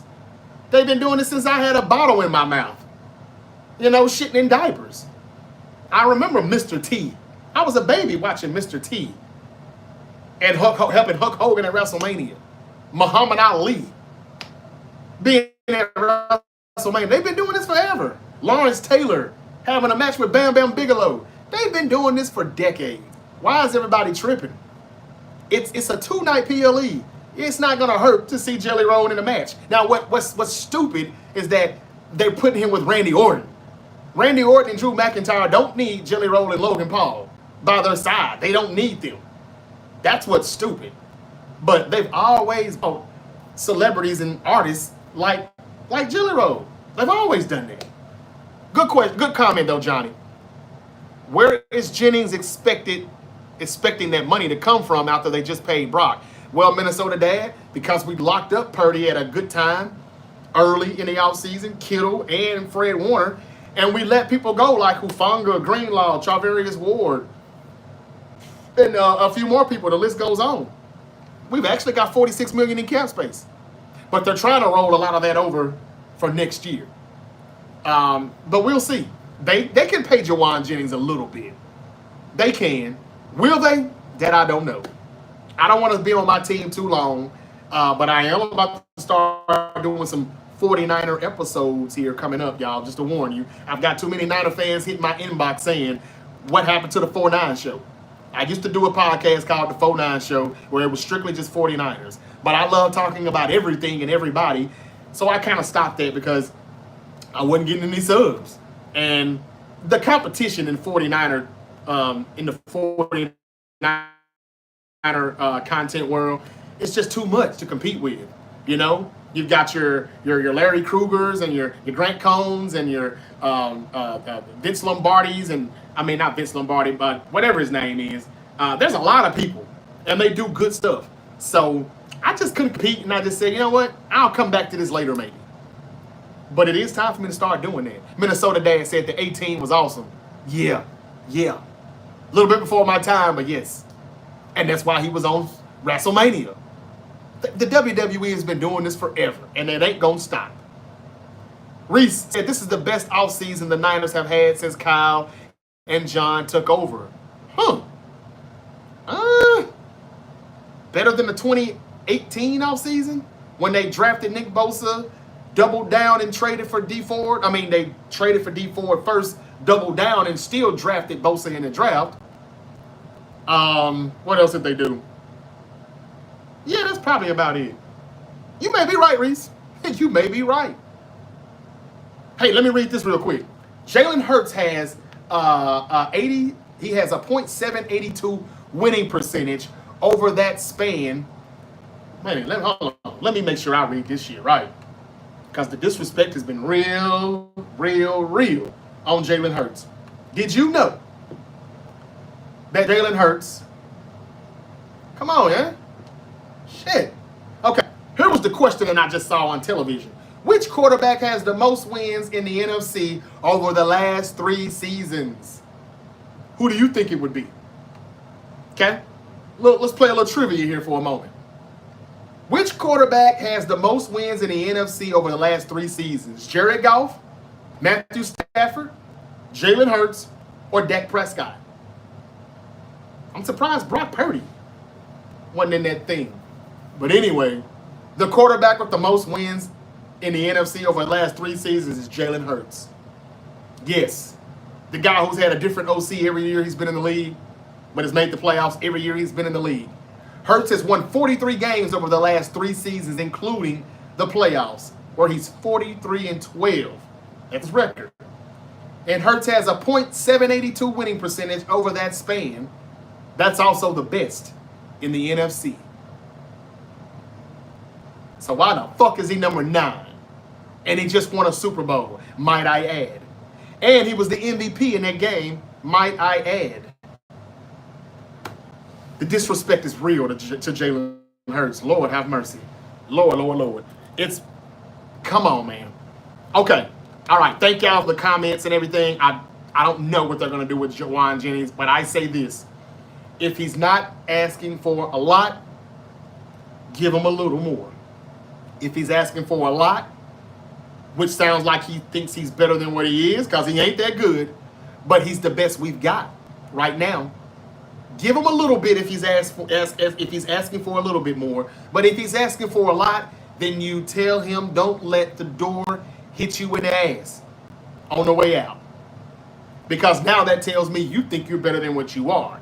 And let's be real, when Debo and Ayuk are at their best, you're number 3 on this roster. But because Debo is gone and Ayuk is going to be on the PUP list, he's number 1 right now. And that's actually worried. That's something to worry about if you want to be real, Niner fans. As much as I like Jauan Jennings, he's slow. He's just slow. And that ain't going to help us out when we need him the most. And he's the number 1 target. Come on, man. Only thing he can do is run them damn routes in them skinny posts. That's the best he's going to be able to do. And all that's still schematic. And who's going to trade for Jauan Jennings? Like, seriously. The Pittsburgh Steelers? Who's going to trade for him? The Green Bay Packers? Who needs Jauan Jennings? Like, who wants a 3rd receiver that bad? Or can he really be somebody's number 2? I don't know. Maybe the Denver Broncos. But, I mean, what are they going to give us for Jauan Jennings? Now, he did have his best year last year. He had about 77 catches. He got close to 1,000 yards. He had, I think, 9 in receiving yards. And his yards per route run went up a little bit. I don't remember exactly what that is. All that's off the top of my head, y'all. I'm sorry. I should have noted that down. But I was so focused on giving y'all my top 10 quarterback list again because they keep putting out BS lists. So that's enough of that, though. I've talked about the top 10 list again. I talked about Jauan Jennings. I say it again, Niner fans. If he's asking for a little bit more, give him a little bit more. We got $46 million in cap space. Even though I would like for that to go toward Amari Cooper or Keenan Allen. I thought we should have signed Jair Alexander for cheap, but hey, you know what? Whatever. The front office said we got to be better, but we got to be cheaper. So they're really testing Brock Purdy. Now that he's paid, we're looking at him. He's under a microscope. You've got to be better. I don't care if you've got elite talent around you or not. You're getting 53 per now, brother. And Kyle Shanahan, I don't care if you've lost people on offense or defense. Jed York has said that we've got to spend less money now. Make a way. He's going to have to show us that he can make a way without having some of the biggest contracts, on the roster anymore. And even when he had it, he still was no better than a Super Bowl loss. That still was the best he could do. Okay, now let me talk about Goldberg real quick, and I'm gonna wrap this up. Oh, Cooper Flagg is doing good. He had a 31-point game. They're shutting him down for the rest of the summer league. I told y'all, Maverick fans, you ain't got nothing. He's gonna be a superstar. And this guy named Nimhart played point guard. I've been watching him in this summer league. He can push the floor and come off the bench behind D'Angelo Russell. And maybe Cooper Flagg facilitating the offense could be their third option. You can keep Cooper Flagg on the wing. That guy can push the ball and facilitate. He's kind of like a black, what's his name? Damn, what's his name? Indiana. The one who we talked about all finals, playoffs. The one who comes off the bench for Halliburton. He's kind of like him. He's kind of like him. He can play, though. If he makes the roster, the Mavericks are going to be fine. Cooper Flagg had 31. I know y'all was talking a lot of shit after that first game that wasn't so good. What you got to say now? And in other NBA news, LeBron James, Rich Paul, let us know that there was 4 teams that have inquired about LeBron. Is he going to be a Knick? Possibly. He was asked at some league game the other day if he wanted to talk about his future with the Lakers. He said he didn't have a damn thing to say. That doesn't sound like he's happy. Maybe not mad, but he said he didn't have a damn thing to say. What does that mean? Y'all, LeBron may be a Knick sooner than we expect. We'll see. And Caitlin Clark is back after her injury. She's been kind of tweaked up a little bit with her injuries. A little, she's been nicked up a little bit, but she was back last night or Saturday or Sunday. I think she had like 15 points, 13 assists. She's back to doing Caitlin Clark things again. And Angel Reese, shout out to her and her new shoe. She's had like 15 straight games with double digits, rebounds and double-doubles and stuff. So she's coming into her own too. And no, she wasn't rebounding her own missed shots. It was other people that missed those shots too. Just wanted to give everybody a little love. I want to say something that Goldberg said in his retirement speech, and I'm going to wrap it up. Goldberg said whether you're black, green, yellow, Christian, or Jewish, it doesn't matter. Treat everybody the way you want to be treated and love all, no matter the color or the race or the religion. I like that. I don't like Goldberg in the ring, but I've always liked him as a human being because he's a fine human being. And I like those words that he said before he got disrespectfully cut off by NBC. What's up with that Paul Levesque? What's up with that Peacock? Why do you bring him back for a retirement match and you cut him off and he's trying to talk? Oh, just so we could go on the internet and watch the shit so the numbers could grow and go viral. Ooh, look what we did. Why, Paul Levesque? You said that those people on the internet are not even real. Talk about contradicting themselves. I love those words that Goldberg said, and he deserved a better send-off. Maybe they'll do it tonight on Monday Night Raw, but if this is the last we saw of him, that was not good. By TKO, NBC, WWE, whoever's fault it was, that could have been better, in my opinion. Respect to Goldberg. Okay, Rhea Ripley and Io Sky. Mwah, mwah, mwah. What a match. It was the match of the year. Oh, those numbers again, Caitlin Clark, 14 points, 13 assists, 5 steals. As Indiana defeated Dallas last night, 102-83. Those were the numbers. But back to Io Sky and Rhea Ripley. Oh my God, it was the match of the year. It was the PLE of the year so far, at least as far as the WWE goes. And then they capped it off with Naomi coming out, cashing in her Money in the Bank briefcase. Mwah. And she's our new Women's World Champion. While we all thought that she was going for Tiffany Stratton or Jade Cargill at SummerSlam, on the SmackDown side that she's on, she ended up going to Raw. I think she's going to be on Raw. Shout out to Naomi. And for anybody that thinks she shouldn't have cashed it in last night because she just messed up the greatest match of the year, that's the reason why she did it. If anybody's been watching wrestling long enough, if you're a fan like me, then you knew watching that match, I think Naomi's about to come cash in. The longer that match went on, the further they got away from the ring, I was like, yeah, they want both of them to be damn near decapitated by the time she runs out with the briefcase. The referee taking a big bump, I knew it was going to happen. And that's what they were supposed to do. Swerve us. Y'all hadn't figured out what Paul Levesque, a.k.a. Triple H, does now? If everybody's talking about one thing on the IWC, on the internet, the internet wrestling community, if they're in the IWC saying this is the way it's going to be booked 99.9%, Triple H is going to swerve us because he sees what we think is going to happen and he wants to prove us wrong every chance he can. If it'll make sense, he wants to prove us wrong. That's what he does. But I'm not mad at this one because this is perfect. You finally got the Ian, Naomi, and Jade, which I was sick of. It wasn't a bad match. You can't nitpick on Jade tonight because she was better. I mean, last night. She was actually better. Nothing for me to nitpick on. I've called her the female Goldberg. That's not a compliment. I know it was a little disrespectful, but I want better from her. I expect better.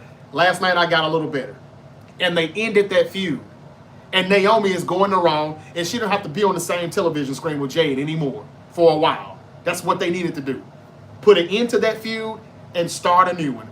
Her next journey is new Women's World Champion, and she's going to have to deal with Io Sky and Rhea Ripley tonight because they're not too happy about what happened, even though they know that this is the way it goes.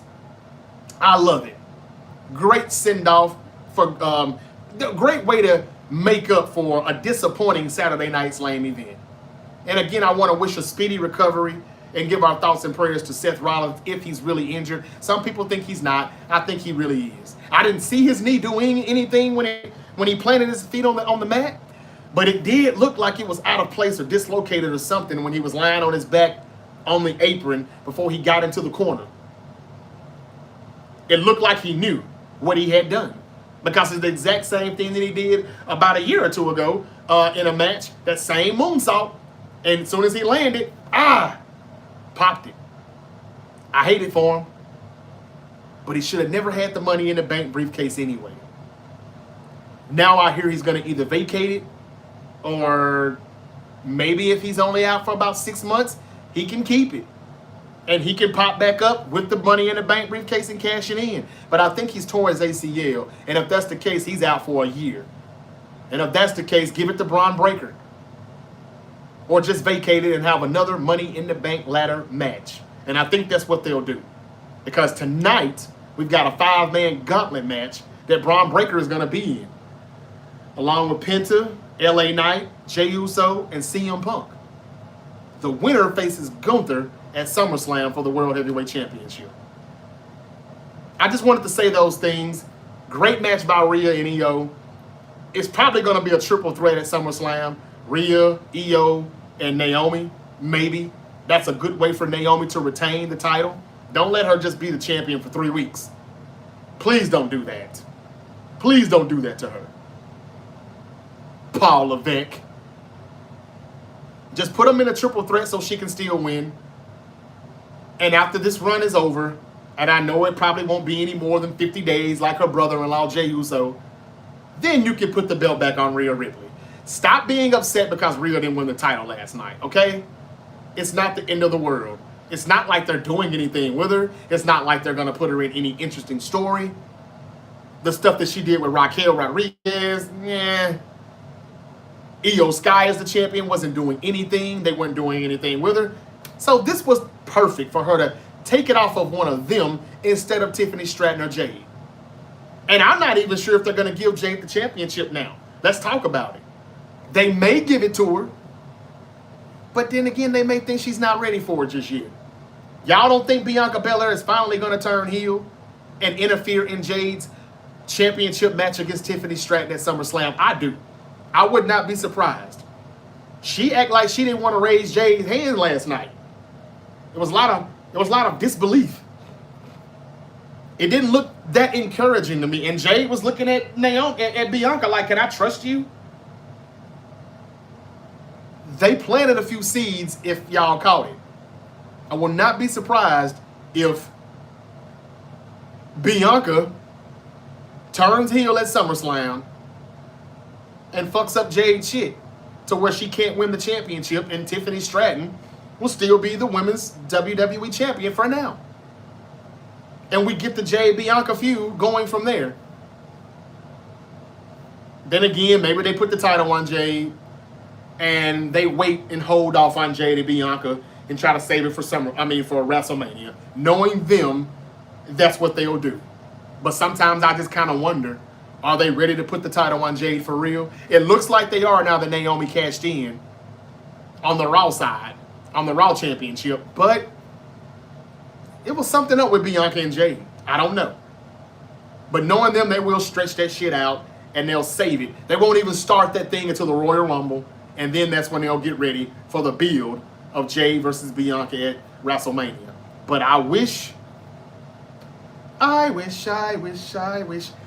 they would get it started now. Not that I want Tiffany Stratton to remain the champion, but I ain't mad at her for being the champion either. It's just kind of like, yeah, all right. But it is time to put her in something meaningful. The next few weeks it'll be Jade, but I don't like baby versus babyface. I don't like it. Jade should go ahead and be heel. But if she's not, let Bianca do it. I would love for Bianca to turn heel at SummerSlam, screw Jade from winning the championship, and I would love for Cody to do that double turn that I told you all about. Cody turns heel, wins the championship, John Cena goes back babyface because of it. The final boss shows up, and he finally gets Cody sold, just like he's been wanting all along. And they whoop Cena's ass because he wasn't a great champion. He didn't hold up his end of the bargain or whatever they might have discussed. They can explain it and make it make sense. And I read some comments the other night when Seth Rollins got hurt. I hate to agree with them, but I kind of do. Some people posted, I told y'all Paul Heyman should have never sided with Seth Rollins in the first place. Now look what's happening. A lot of bad karma coming. Bad luck / bad karma. If Seth Rollins can walk on a crutch, he should come out tonight, say a few words, and Braun Breaker and Bronson Reed should beat his ass real quick if they can do it without hurting him even worse. And let's just act like this faction ever existed. Let's break it up right now. Because, I mean, a year from now, nobody's going to even remember it. So I kind of think what Terrence said last night makes a lot of sense. Just bust that shit up tonight, if you can. That's my thoughts. Okay, Kareem in the building. What's up, brother? He says, what's up, brother? Reed said, as far as drama, for sure. Oh, yeah. Jawan Jennings, yeah. Right. Can Brock Purdy carry the 49ers? And we don't even know who our wide receiver 1 is. We're about to find out. Is he worth $53 million now, aren't we? Kareem Cheese said, Kobe Altman for the Cavs is staying. Yeah, I heard that. I'm sorry, I don't even know who the hell he is. Who is he? Is he a player or is he in the front office? And my apologies for not even knowing who that guy is. I saw it on my Bleacher Report notification. I really didn't know who that was. But whoever he is, he's staying till like 2029. Okay. That's all I got. Almost another 2-hour show. I hope you enjoyed it. I quickly recapped Evolution 2 last night. Pretty good PLE. Especially the way they put it together. That was pretty good. I talked about Io Sky and Rhea Ripley's match of the year. Evolution is the PLE of the year. I gave some respect to Goldberg as he went out. And I don't like the way he went out, but great words from Goldberg. He said that whether you're black, green, or white, yellow, or blue, whether you're Jewish, whether you're Christian or whatever, treat everybody the same. Treat everybody the way you want to be treated. And he said, if I didn't do anything else in my career, I think I honored that.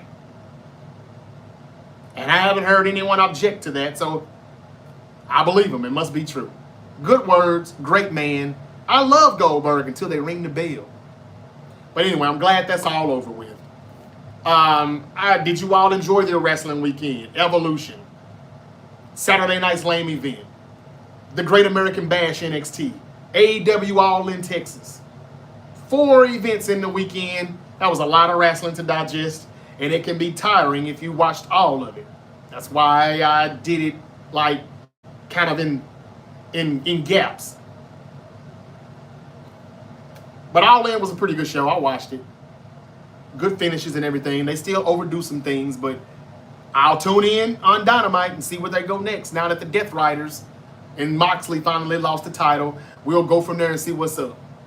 Thank you, Tanner Cobb, for your comments. Go Niners. Lousy P, thank you for your comments. Steel Dre, I appreciate you, brother. Trump supporters, thank you for your comment. Tanner Cobb. I think I've read everything then. Bret Hart told NBC to go to a commercial. See, there we go. And I love Bret Hart. The best there is, the best there was, the best there ever will be. But he's really got to let that Goldberg shit go. Even though we know he wasn't in the back running the production. But y'all got to stop, man. Hopefully Bret Hart has let that go. Slayer King effing 49ers Super Bowl losing streak. Well, all losing streak has to come to an end at some point. And at 3, according to Gematria, that streak has probably come to an end. Ronnie, Seth just put together with duct tape. You think he's going to consider retirement now?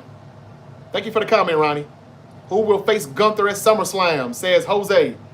I think it's going to be Punk or LA Knight. They've got the gauntlet match tonight. We know Jey Uso's not winning it. I think we know Braun Breaker's not winning it right now. Braun Breaker versus Gunther doesn't even make sense. It doesn't make sense. Unless Braun Breaker's about to go babyface right now, and no, that's too soon. I do think they should say we knew you weren't going to be a good leader. Now you done went off and got yourself hurt again. Now you're washed. Ha! And whoop his ass if they can do it without hurting his knee too bad. And get him out of here so we can act like that faction never happened. And we can get Braun Breaker and Bronson Reed in the singles division again like they should be. They shouldn't have been in this faction anyway. It should have been people that needed it more than them. You know, like Carmelo Hayes. Austin Theory. This has been bad booking, but I'll give credit when credit is due. Last night was good. I'm always going to tell you whether it's good or bad. I'm not the one that just come in here and say it was bad as always. Or that they can do no wrong. All right, JJ Patir said reports came out this morning that Becky Lynch is injured also. Oh, damn. Well, why did she win? Because she shouldn't have won. They should have put that on Bayley or put it back on Lyra Valkyria. But that's why y'all call her Becky Hogan, right? I get it. Optimus Rollins tore his meniscus. That's not that bad. Where did you get that report from, man? What are your sources, Optimus? Good comment. So if Seth Rollins only tore his meniscus, isn't that like 4 to 6 weeks? That's not a year. That's not 6 months.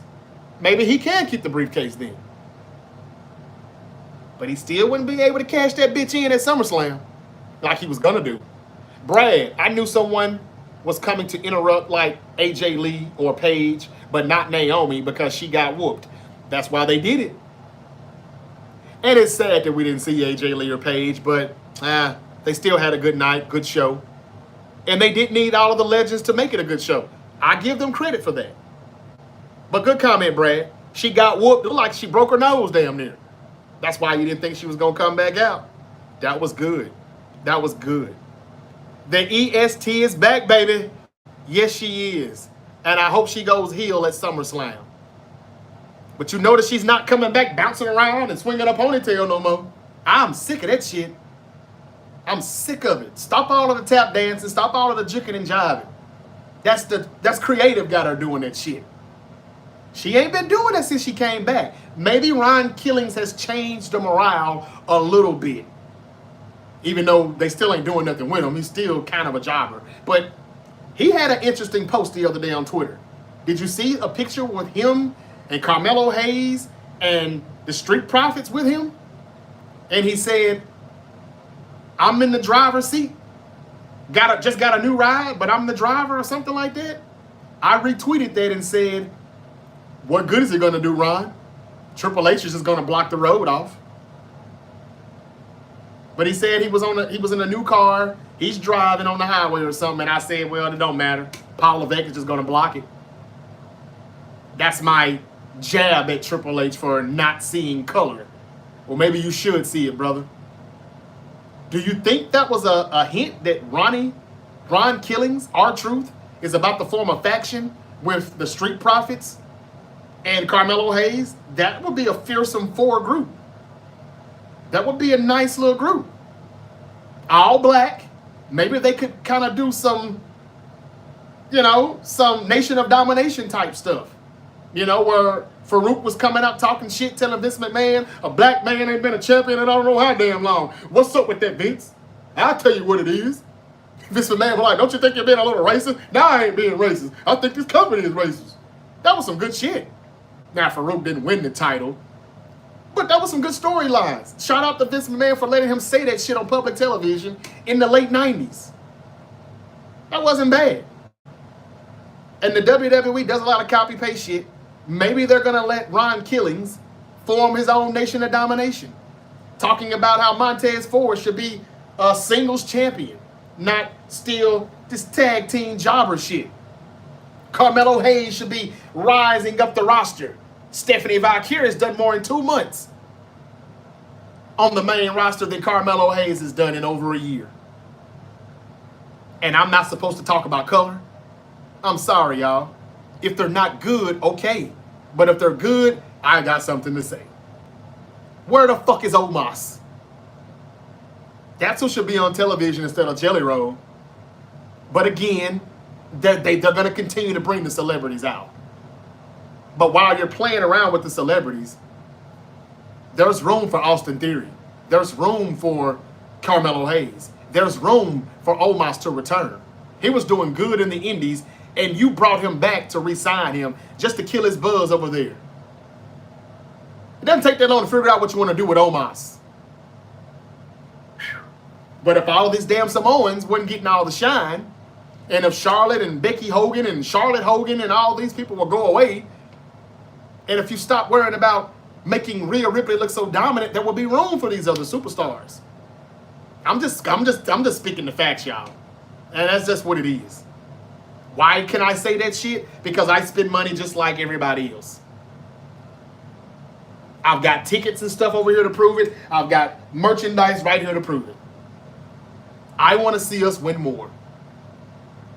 And Naomi winning, I'm not just going to shut up and say, oh, well, I'm good. I don't care what they do anymore now for the rest of the year. No, this is just the beginning of it. Naomi winning is just the beginning. There should be more to come. And Jade may be next. But can the black men get the same push the black women get? Paul Levesque. Montez Ford can have a hell of a singles run. Just give him the opportunity. There's nothing else Trick Williams can do on NXT. He's accomplished literally everything. It's time to move him up the main roster. Same thing for Obafemi. They've done it all. Why are you holding them hostage over there in NXT? Because you're making room for Hikuleo and JC Mateo? Now get the fuck out of here. You've got to make room for these superstars, man. And if you could do it creatively, it would be a much better show. All right, I've said enough.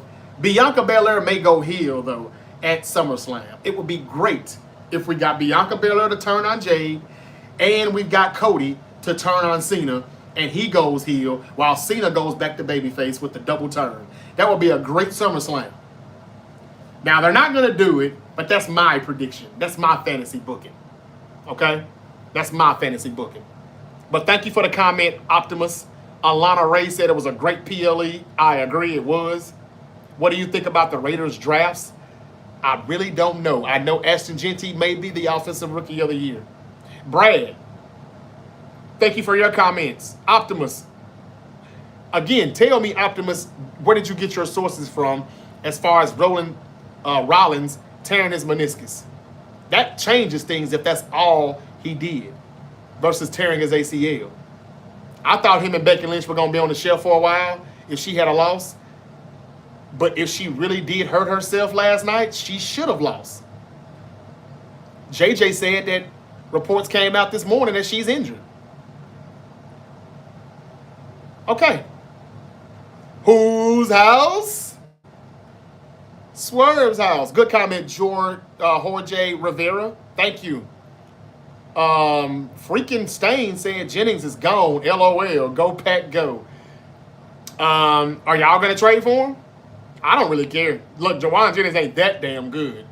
So I'm not about to, go crazy about it. If he leaves, he leaves. But I say that if he's not asking for much, go ahead and give it to him. Because if you don't, then you're going to force BA to come back sooner than he needs to come back, and he's going to get hurt again. And it's going to be another down year. Ryan, PBA, says JC Mateo is a joke for sure. Yes, he is. Nobody want to see nobody on our television when he looks like he's about 4 months pregnant. And why couldn't he just been Jeff Cobb? And it's enough Samoans, goddammit, to go around. They didn't need JC Mateo back. They didn't need him to come in. And he's not even Samoan, if I'm not mistaken. He's like Hawaiian or something, right? Can you show the whole 49ers bill? There you go, Stewie. A Timu Rhino. That's a good one. That's a good one, says Ryan. Sabir, what's up, y'all? Thank y'all for joining me, man. Look, it's been 2 hours. I got to cut out of here, man. I got to pay some bills. That's what I was about to say, right? I'm here every day through the week. Weekdays, Monday through Friday. Noon Eastern, 9 a.m. Pacific. Live on TikTok and YouTube. I hope I've gotten some more subscribers. YouTube, y'all have been kind of getting stingy with me. I see y'all watching. Some of you will hit the likes up button. Thank you, but you're not subscribing. I see new people coming in. What am I not doing to make you not subscribe? Can I get the subscribe? The notification bell also would help. That way, even if I'm not live, you'll still see the video as it uploads. TikTok. I ain't got nothing to say about TikTok. Y'all don't let me down. I get at least 10 new followers after every video. And that's not bad for me. For little old me. So I appreciate it. Y'all could be anywhere in the world right now, but you're here with me. I appreciate y'all for rocking with me. If it's your first time, I hope you follow. And I hope you subscribe. LeBron, we're still kind of talking about that. Is he going to be a Laker or not? I don't know. Seems like their relationship may end a year sooner than expected. And I talked about the PLE last night. Io and Rhea, oh my God, what a match. I'm actually interested in watching Raw tonight to see what happens with them and Naomi in that triangle. She's the new Women's World Champion. I talked about the top 10 list where they've got Mahomes still at number 1, which is okay with me. But Baker Mayfield being 10 and Jalen Hurts being 9, I had a problem with it.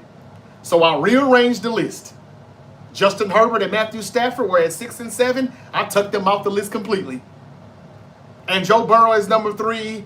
I bumped him down to number 5. I know Joe Burrow is a bad boy. I know the Bengals defense sucks. But it's not like Lamar's team is that damn good overall. They're as good as he takes them. It's not like the Buffalo Bills are that good overall, offensively or defensively. They're as good as Josh Allen takes them. So why the hate? Why hate me because I just didn't say Joe Burrow is number 2, number 1? It's okay. My list is Josh Allen number 1, Lamar Jackson number 2, Jalen Hurts number 3, because he's a Super Bowl champion now. And I just gave you the stats for him in the NFC. He has more wins than anybody, a higher winning percentage than any of them. So he's my number 3. Mahomes number 4. It's okay. He'll move back up to number 1 by the end of the season, I'm sure. For now, he's 4. The list is fluid. As Stephen A. Smith would say, it's fluid. Number 5 is Joe Burrow. He ain't won a playoff game in 4 years. It's okay that he's number 5. Number 6 is Jaden Daniels. Yes, he had only one good year but it still was a phenomenal year. So he's 6. 7, Baker Mayfield, not 10. He's beaten some of these quarterbacks on his list too. Number 8, Jared Goff. Number 9, Brock Purdy. Number 10, CJ Stroud. And if you want to take Stroud off and put Dak, I'm okay with that too. But yes, I took Stafford and Herbert off my list completely. Why? Because they haven't done anything for me lately. Stafford is declining, and Herbert has not won a playoff game yet. He let a rookie quarterback do more than him in one postseason than he's done in his 5 years, 6 years in the league. Jaden Daniels went 2-0 before losing his first playoff game. Justin Herbert is 0-2. And I'll leave it at that. I don't think I contradicted myself. I think a lot of people in the comments kind of did, taking up for Herbert. And I think that list, according to coaches, scouts, and NFL execs, they really contradicted themselves. And I had a problem with their list outside of Mahomes being number 1. And I mean, like, sometimes we just like to let's leave things all well enough alone. It's okay to move Mahomes around a little bit on the Scrabble board. It's okay. It's okay to move Burrow around a little bit. It's okay. But we're not going to make excuses because his defense sucks. What's the reason for Jalen Hurts being number 9 and he's a Super Bowl champion? You know, something that Joe Burrow hasn't done yet. He was there. He lost. Jalen Hurts has been there twice. He won. He's 1-1. He outplayed Mahomes in both of those games, though. Y'all got to stop disrespecting Jalen Hurts, and you got to stop disrespecting my boy Baker. That's all I got. Tomorrow I'll be back, noon Eastern, 9 a.m. Pacific, and I'll talk more football. What? I don't know. What would Jawan Jennings do with the Niners? I don't know, and I really don't care. Because we should have signed Keenan Allen or Amari Cooper by now. But if you're not going to do that, you may need to give Jawan Jennings a little bit more money. He does play hard. He does have a lot of grit and grind to him. He's just slow. And Kyle doesn't utilize his height in the red zone at all. All right, I'm done. AGX Demon is in the building, said the Cowboys are winning the Super Bowl. Another person in the comment that needs to try stand-up comedy. He said Dak is number 1. Very funny. The Cowboys are winning the Super Bowl. Still funny. 8K from the Bay says Lamar not 2, bro. He stays choking. I disagree, man. But that's your opinion, bro. That's your opinion. 8 lives down says Lamar ain't even in the top 5. That's y'all opinion. I'm about to sign off. Y'all can argue amongst yourselves. I've said what I've had to say, and I'm done. He's the best football player in the world, in my opinion. John Harbaugh is the one who's choking just as much as the quarterback. Todd Monken, a trash OC. He chokes just as much as Lamar Jackson in the playoffs then. And what about the tight end that dropped the ball? Mark Andrews. Is that not choking a little bit? What about that defense, that secondary that's good for 8 weeks, and then they go on this little 2-3 week spell where they let teams come back from 3 scores down and win the game? That's inconsistency. But yeah, let's just put it all on the quarterback. The blackest of the black quarterback. Yeah, let's just keep doing that. Not on my podcast. You want to say he's number 5 or he's not in the top 5? Get your own podcast. And you can talk your shit on your shit. But on mine, nah, y'all. I ain't going to let y'all disrespect that brother like that. I know he should be better in the playoffs. But I see a lot of things as to why they could be better. Like the 23 championship game when they didn't run the ball. And that's what they excel at. That's how they lost that championship game to the Chiefs. And Buffalo. Yeah, they lost to Buffalo in the playoffs this last year, but they beat the brakes off of them earlier that year. I knew whoever won the regular season game was going to lose the postseason game. I knew it. But when are we going to give John Harbaugh some flack? When? Y'all know Lamar Jackson saved his job his rookie year. He was going to get fired. What about the year Flacco had an unbelievable postseason and won in the Super Bowl? He was going to get fired that year too. John Harbaugh has been there for like 17 years. Too long. Too long. He doesn't hire the right assistant coaches. He doesn't make the right moves. He only brings in wide receivers that are over 35. He doesn't put enough talent around Lamar. If Lamar played in Kansas City or Philadelphia, he'd be a champion already. Why did I say that? Because somebody came in the comment and said, if Joe Burrow played for Buffalo, he'd be a champion by now. I don't want to hear that shit. Maybe he would. But why are we saying a quarterback is number one who ain't done nothing in a couple of years? It's just disrespectful to the quarterbacks who are winning. That's all I'm saying. Get your panties out of a bunch. Burrow being at 5 is no reason to have a heart attack. Having Lamar Jackson at number 2 is no reason to have a heart attack. That's all I'm saying. And Aaron Rodgers is still playing. And he's washed. I'm not even going to read your comments no more, brother. You just here to troll and talk shit. Do what you do. Say what you say. You ain't making no sense. I like to read y'all comments, but when it starts getting like this, I'll be here all day talking to that dude. Madness Machine said Burrow would be a champion if it wasn't for the refs making sure the Rams scored. Now, I'm with you on that. I had money on the Bengals winning that Super Bowl. All I'm saying is that was 4 years ago. That's all I'm saying. Madness Machine. Good comment. Logan, how do you feel about Juwan asking for a new contract? I said it already.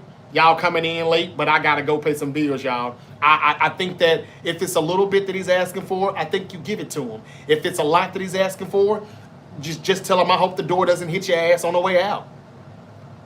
Just as simple as that for me. How legit do you think Purdy is? I don't think anyone knows that. Cerebral Assassin? I don't think anyone knows that yet because we've seen him shine with talent, elite talent, and we've seen him do bad when he didn't have all of that elite talent around him.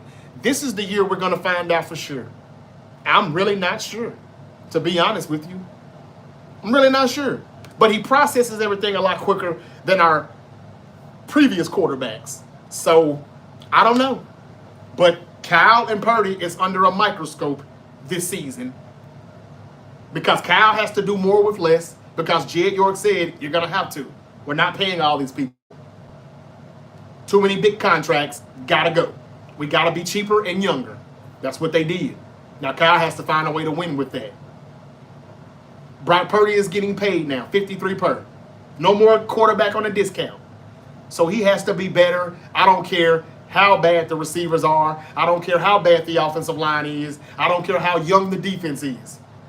You see, I don't make excuses for just this quarterback or that quarterback. I don't make excuses for anybody, not even mine. I'm going to keep it a book. So that's it. Richie Rich Picks. Thank you for joining me. Never seen him before on the channel. He said, why you look like RG3? LOL. I don't know. I think that's an insult too, but okay. Whatever. Thank you for the comment, brother. I don't know. I wish I had his bank account though. Maybe I do look like RG3. I don't have hair, though. I don't really have that much hair. He still got braids, doesn't he? Cerebral Assassin said, at California 49er, big if. What's a big if? If Purdy wins the chip, he will be top 3 in the league. Book it. Okay, I get it. You're right, it is a big if. But we could do it. It could happen, though. Cerebral Assassin said, great answer. You legit. I know I am, but thank you for stating it. Thank you for acknowledging it. The Rams was getting the chip that year because Stan brought the NFL to LA. That and because it was a pandemic. Don't forget that. Remember I told y'all last week it was not a coincidence that 2 years in a row the Buccaneers won the Super Bowl in their home stadium and the Rams won their Super Bowl the very next year in their home stadium. It was because of a pandemic. How has that never happened in NFL history, but it mysteriously, magically happens during a pandemic? It was better for the traveling and an easier way to keep the stadium full. The Rams fans ain't got to travel to LA. It's already here in LA. We only have to worry about getting some Bengals fans here. Tampa, same thing. But But when people make comments like that, you're telling me you think it's fake too. You think that some of this shit is rigged. And it is. But it cannot only be rigged when your team didn't win or something didn't go out the way you wanted it to go. And I see that sometimes. Like the people that came on YouTube and said, man, that draft lottery was rigged. We know damn well Cooper Flagg shouldn't be a Dallas Maverick. They're just helping them out because they traded Luka away. Yeah. But you can't say that that was rigged and think that the NBA Finals wasn't. Or when they start playing next year, it won't be rigged at all. You can't think that some of this shit is real and some of it's not. No, if they were rigged the lottery, what else will they rig? It's all about the Benjamins, baby. No Diddy. All right, y'all, I gotta go. I really gotta go. This is enough. If we don't win 12 games with this easy schedule, it's a disappointing season. We definitely can win 12, California 49er. 10 at the worst. If we don't win 10, Shanahan's got to go. Robert Saleh will be the interim head coach for now. I don't even think of that. Wow, you're right. Damn, what did I say? What did I say? My guy repping the GOAT, the tribal chief, says Sean Parker. That's right. I am. Now, what are they going to do with him when he comes back? That's what I forgot to talk about. He's going to be called the OTC1 when he comes back. What the hell is up with that? And who is he coming back for if he can't come back for Rollins? Thank you, Carson Wentz, for your comment, even though you're wrong. Let's see here. Wrangler Gene is back in the building. I think it's very fair to say Purdy is a great quarterback. He ain't the GOAT or nothing, but he is great. I have no problem with that. And yes, he is a legit QB. Elite, maybe, but he definitely top 10. Yeah, and he's my number 9. Thank y'all, man. You said 2 Super Bowls happened in their own hometown. Yes. Tampa Bay won in Tampa Bay. The Rams won in LA during a pandemic. Do you think that's a coincidence? I don't do coincidences, my brother. My sisters, I don't. It's because that shit fake. Reggie Wright in the building. What's up, Reggie? Reggie said Purdy is top 10 quarterback in the league, not Stafford or Herbert. Thank you. Thank you, brother. Now, see, there's somebody with some sense. Well, nobody's really gave me a lot of pushback for knocking Stafford out of the top 10, knocking Herbert out, but some people have said that Herbert is good. He's just not good when he needs to be, and he's not. And thank you, Reggie White, for saying that, because you used to be real high on Herbert. But thank you for saying that Purdy should be in the top 10. He's did way more than Herbert has done. And all Stafford did was win the Super Bowl because, like I just told you, they wanted those 2 teams to win in their hometown. It was a pandemic. Dude moved the Rams to LA like the other comment just said. And we dropped 2 interceptions in that NFC Championship game in 2021. I don't give a damn what y'all say. It wasn't meant for us to win it. Jaquiski Tartt dropped the interception. It was right in his fucking hands. Stafford was trying not to go to the Super Bowl. But I still put him in the top 10 for 3 years. Now he's out of it. And again, my list. Josh Allen 1. Lamar 2. Hurts 3. Not 9. The disrespect. Mahomes 4. Burrow 5. It's okay. It's not the end of the world because I have Burrow 5 and not 1. What have you done for me lately? I don't care if the defense sucks.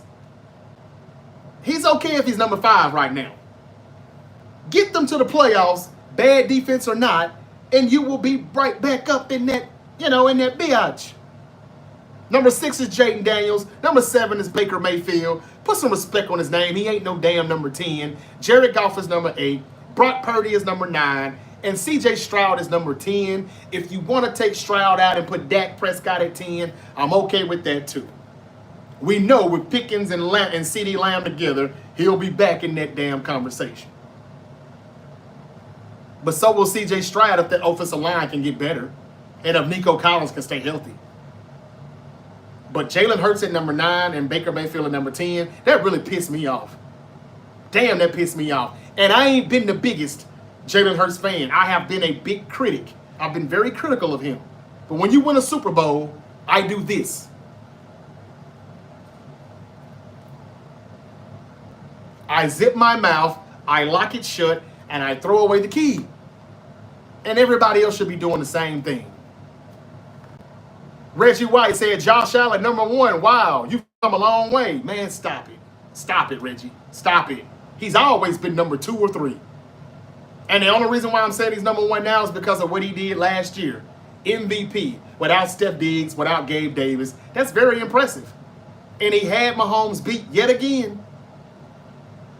But because he loses so closely, I just don't like how they put him way up here and they talk shit about Lamar. And it's like, damn, man, look. Maybe Josh Allen is a better quarterback than Lamar by a little bit, but Lamar's still the best football player on God's green earth. And if all 10 of these quarterbacks were in the backyard right now, y'all would, if y'all had down, y'all would say Lamar first. You know you would.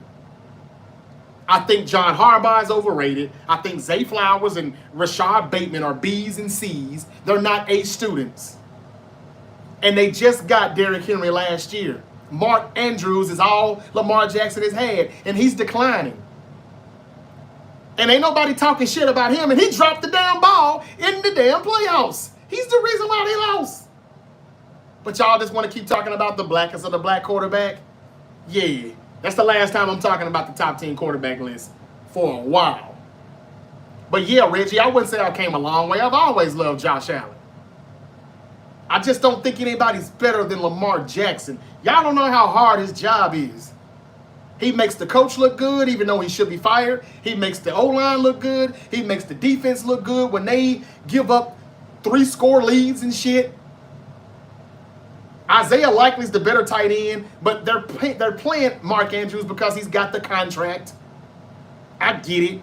And they don't never sign a wide receiver unless they're 35 or older. Todd Monken is no better than Greg Roman. Terrible OC. And like, damn, you can't tell me if Lamar Jackson didn't play for the Philadelphia Eagles, he wouldn't be a Super Bowl champion. Or if he played for the Buffalo Bills or the Kansas City Chiefs.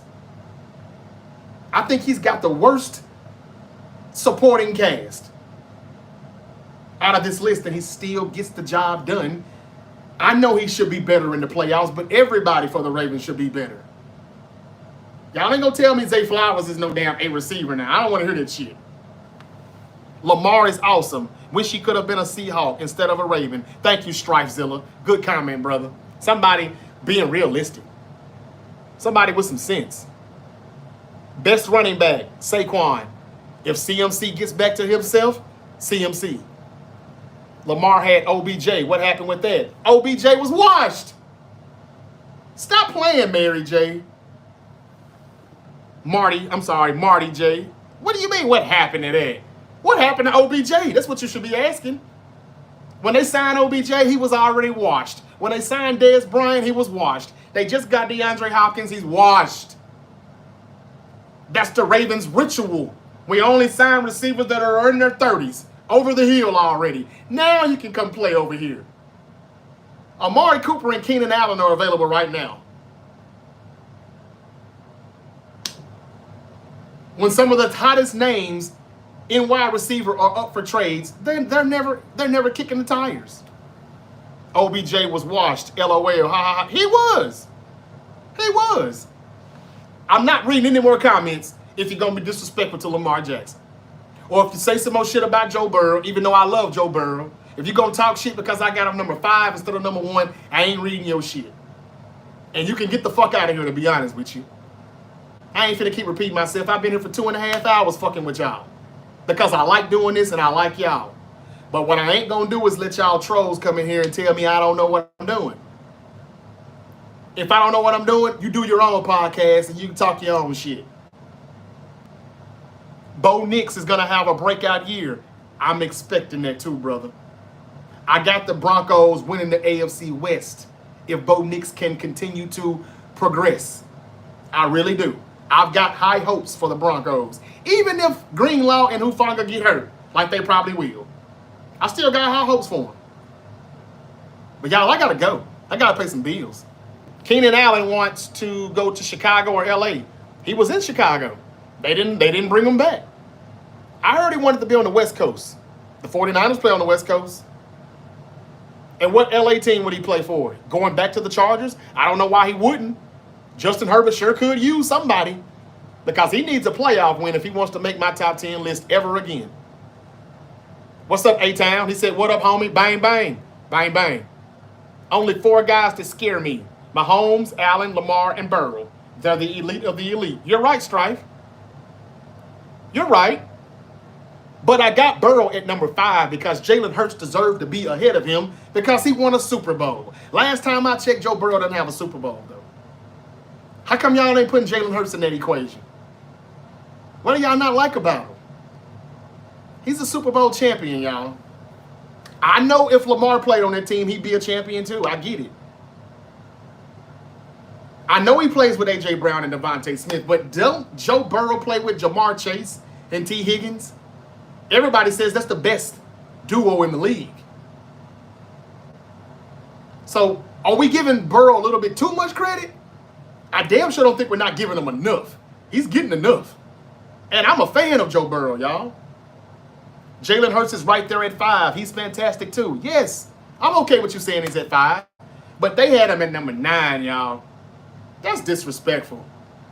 That's just as disrespectful as NBC cutting Goldberg off when he was trying to talk his shit during his retirement speech. And I left Jaden Daniels outside of the top 5 because I know he only got 1 year, and I know y'all get mad when we praise somebody who's only got 1 year of a sample size. But we did the same thing to C.J. Stroud. He was number 5 on everybody's list. And he had a little bit of a regression last year, and the O-line is bad. And Steph Diggs was out for the year, and Nico Collins got hurt. And now he's not even on the top 10 list. Well, he's on mine. He's my number 10. Reggie White said Daniel should be scaring people. Hurts is a winner. I don't know. I don't want to hear about his talent. Hurt will be the next Troy Aikman if y'all keep disrespecting him. Yeah, because Troy Aikman didn't get a lot of love either, but all he did was win Super Bowls, didn't he? All he did was be accurate, have a good winning percentage, have a good completion percentage. He did everything he was supposed to do. That's a good comparison, kind of. But he can run. He can use his legs. And when he uses his legs, which he doesn't do enough of, he's top 3. He's top 5. In the Super Bowl, he used his legs more. I'm going to say this again, y'all. Jalen Hurts has won 43 games over the last 3 seasons. 43. That's the most in the NFC in that span. And he's got a .782 winning percentage over that time span. That's also the best in the NFC. Yep. I understand he's got a defense and Joe Burrow doesn't.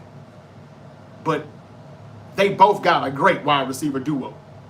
Both of them. Both of them. Purdy was 39 games. What's the point? It's not more than 43. That's the point, California 49er. Hurts has more wins than anybody in the NFC over that time span, and he's a Super Bowl champion. Is Brock Purdy a Super Bowl champion? No. That's why Purdy's 9, and Hurts is 3 on my list. On their list, Hurts is 9, and Purdy's not even on the goddamn list. So I don't know what to tell y'all. But look, I ain't gonna keep getting insulted on here, wasting my time. I got things to do. I'm gonna go ahead and get out of here. I got some bills to pay. Thank y'all for the comments. Thank you, Reggie White. Thank you, Kareem Cheese, Minnesota Dad, Reese. Thank all of y'all. Over here, Strifezilla. I appreciate it. California 49er. Thank you. California 49er said, I love you. I love your content, sir. Thank you for acknowledging that. Thank y'all for acknowledging the shirt. What's Roman Reigns going to do when he comes back? Some people saying he's coming back tonight. What would they do?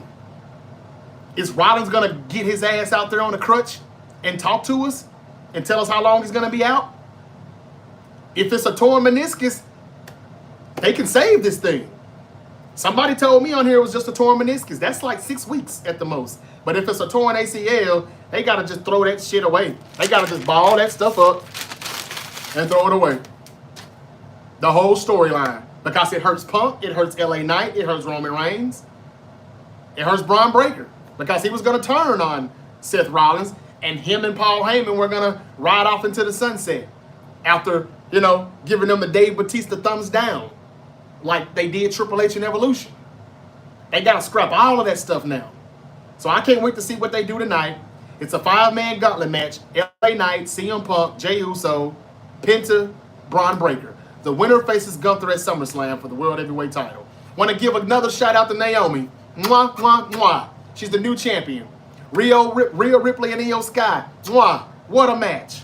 Best PLE of the year so far. That shit was better than SummerSlam. Shout out to all the women that showed up and showed out.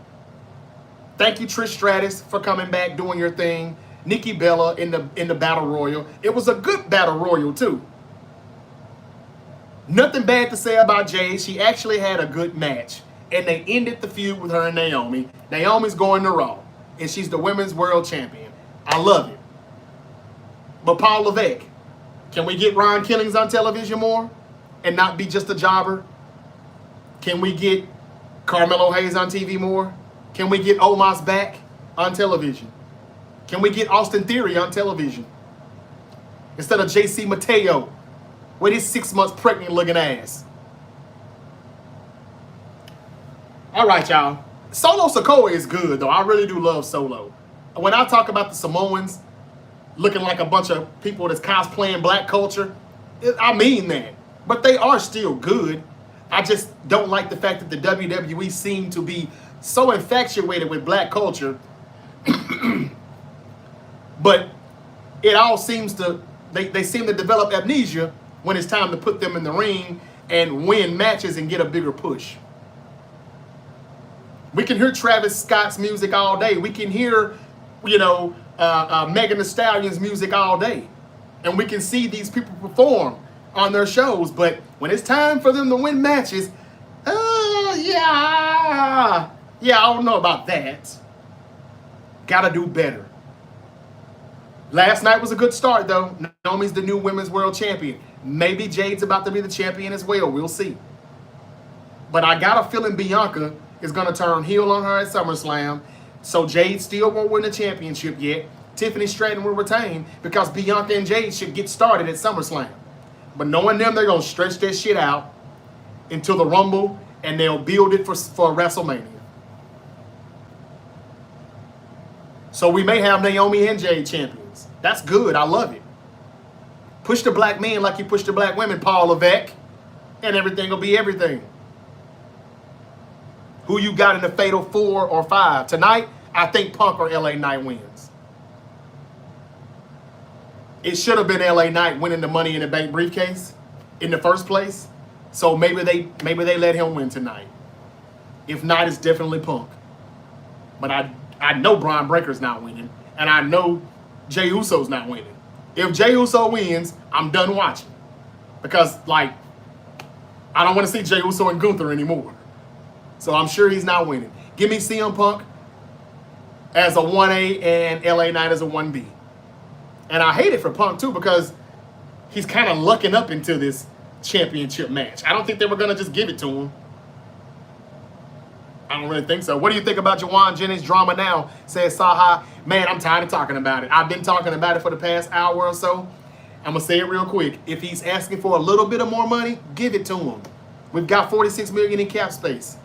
But if he's asking for a lot of more money, you tell Juwan not to let the door hit him, not let the door hit his ass on the way out. And you go sign Amari Cooper or Keenan Allen. He wants to play on the West Coast. But right now, you really ain't got no other choice but to pay him if he's asking for a little bit more. Brandon Ayuk is going to start the season on the PUP list. Debo is gone. And Ricky Pearsall, I don't know what to say about him. He looks like he's a slot receiver at best. And Juwan Jennings was going to be the number 2 at best this year on this roster. But now it looks like he's number 1 for right now, and that's why he's asking for the bag. He thinks he's better than what he is, but he is our best blocker.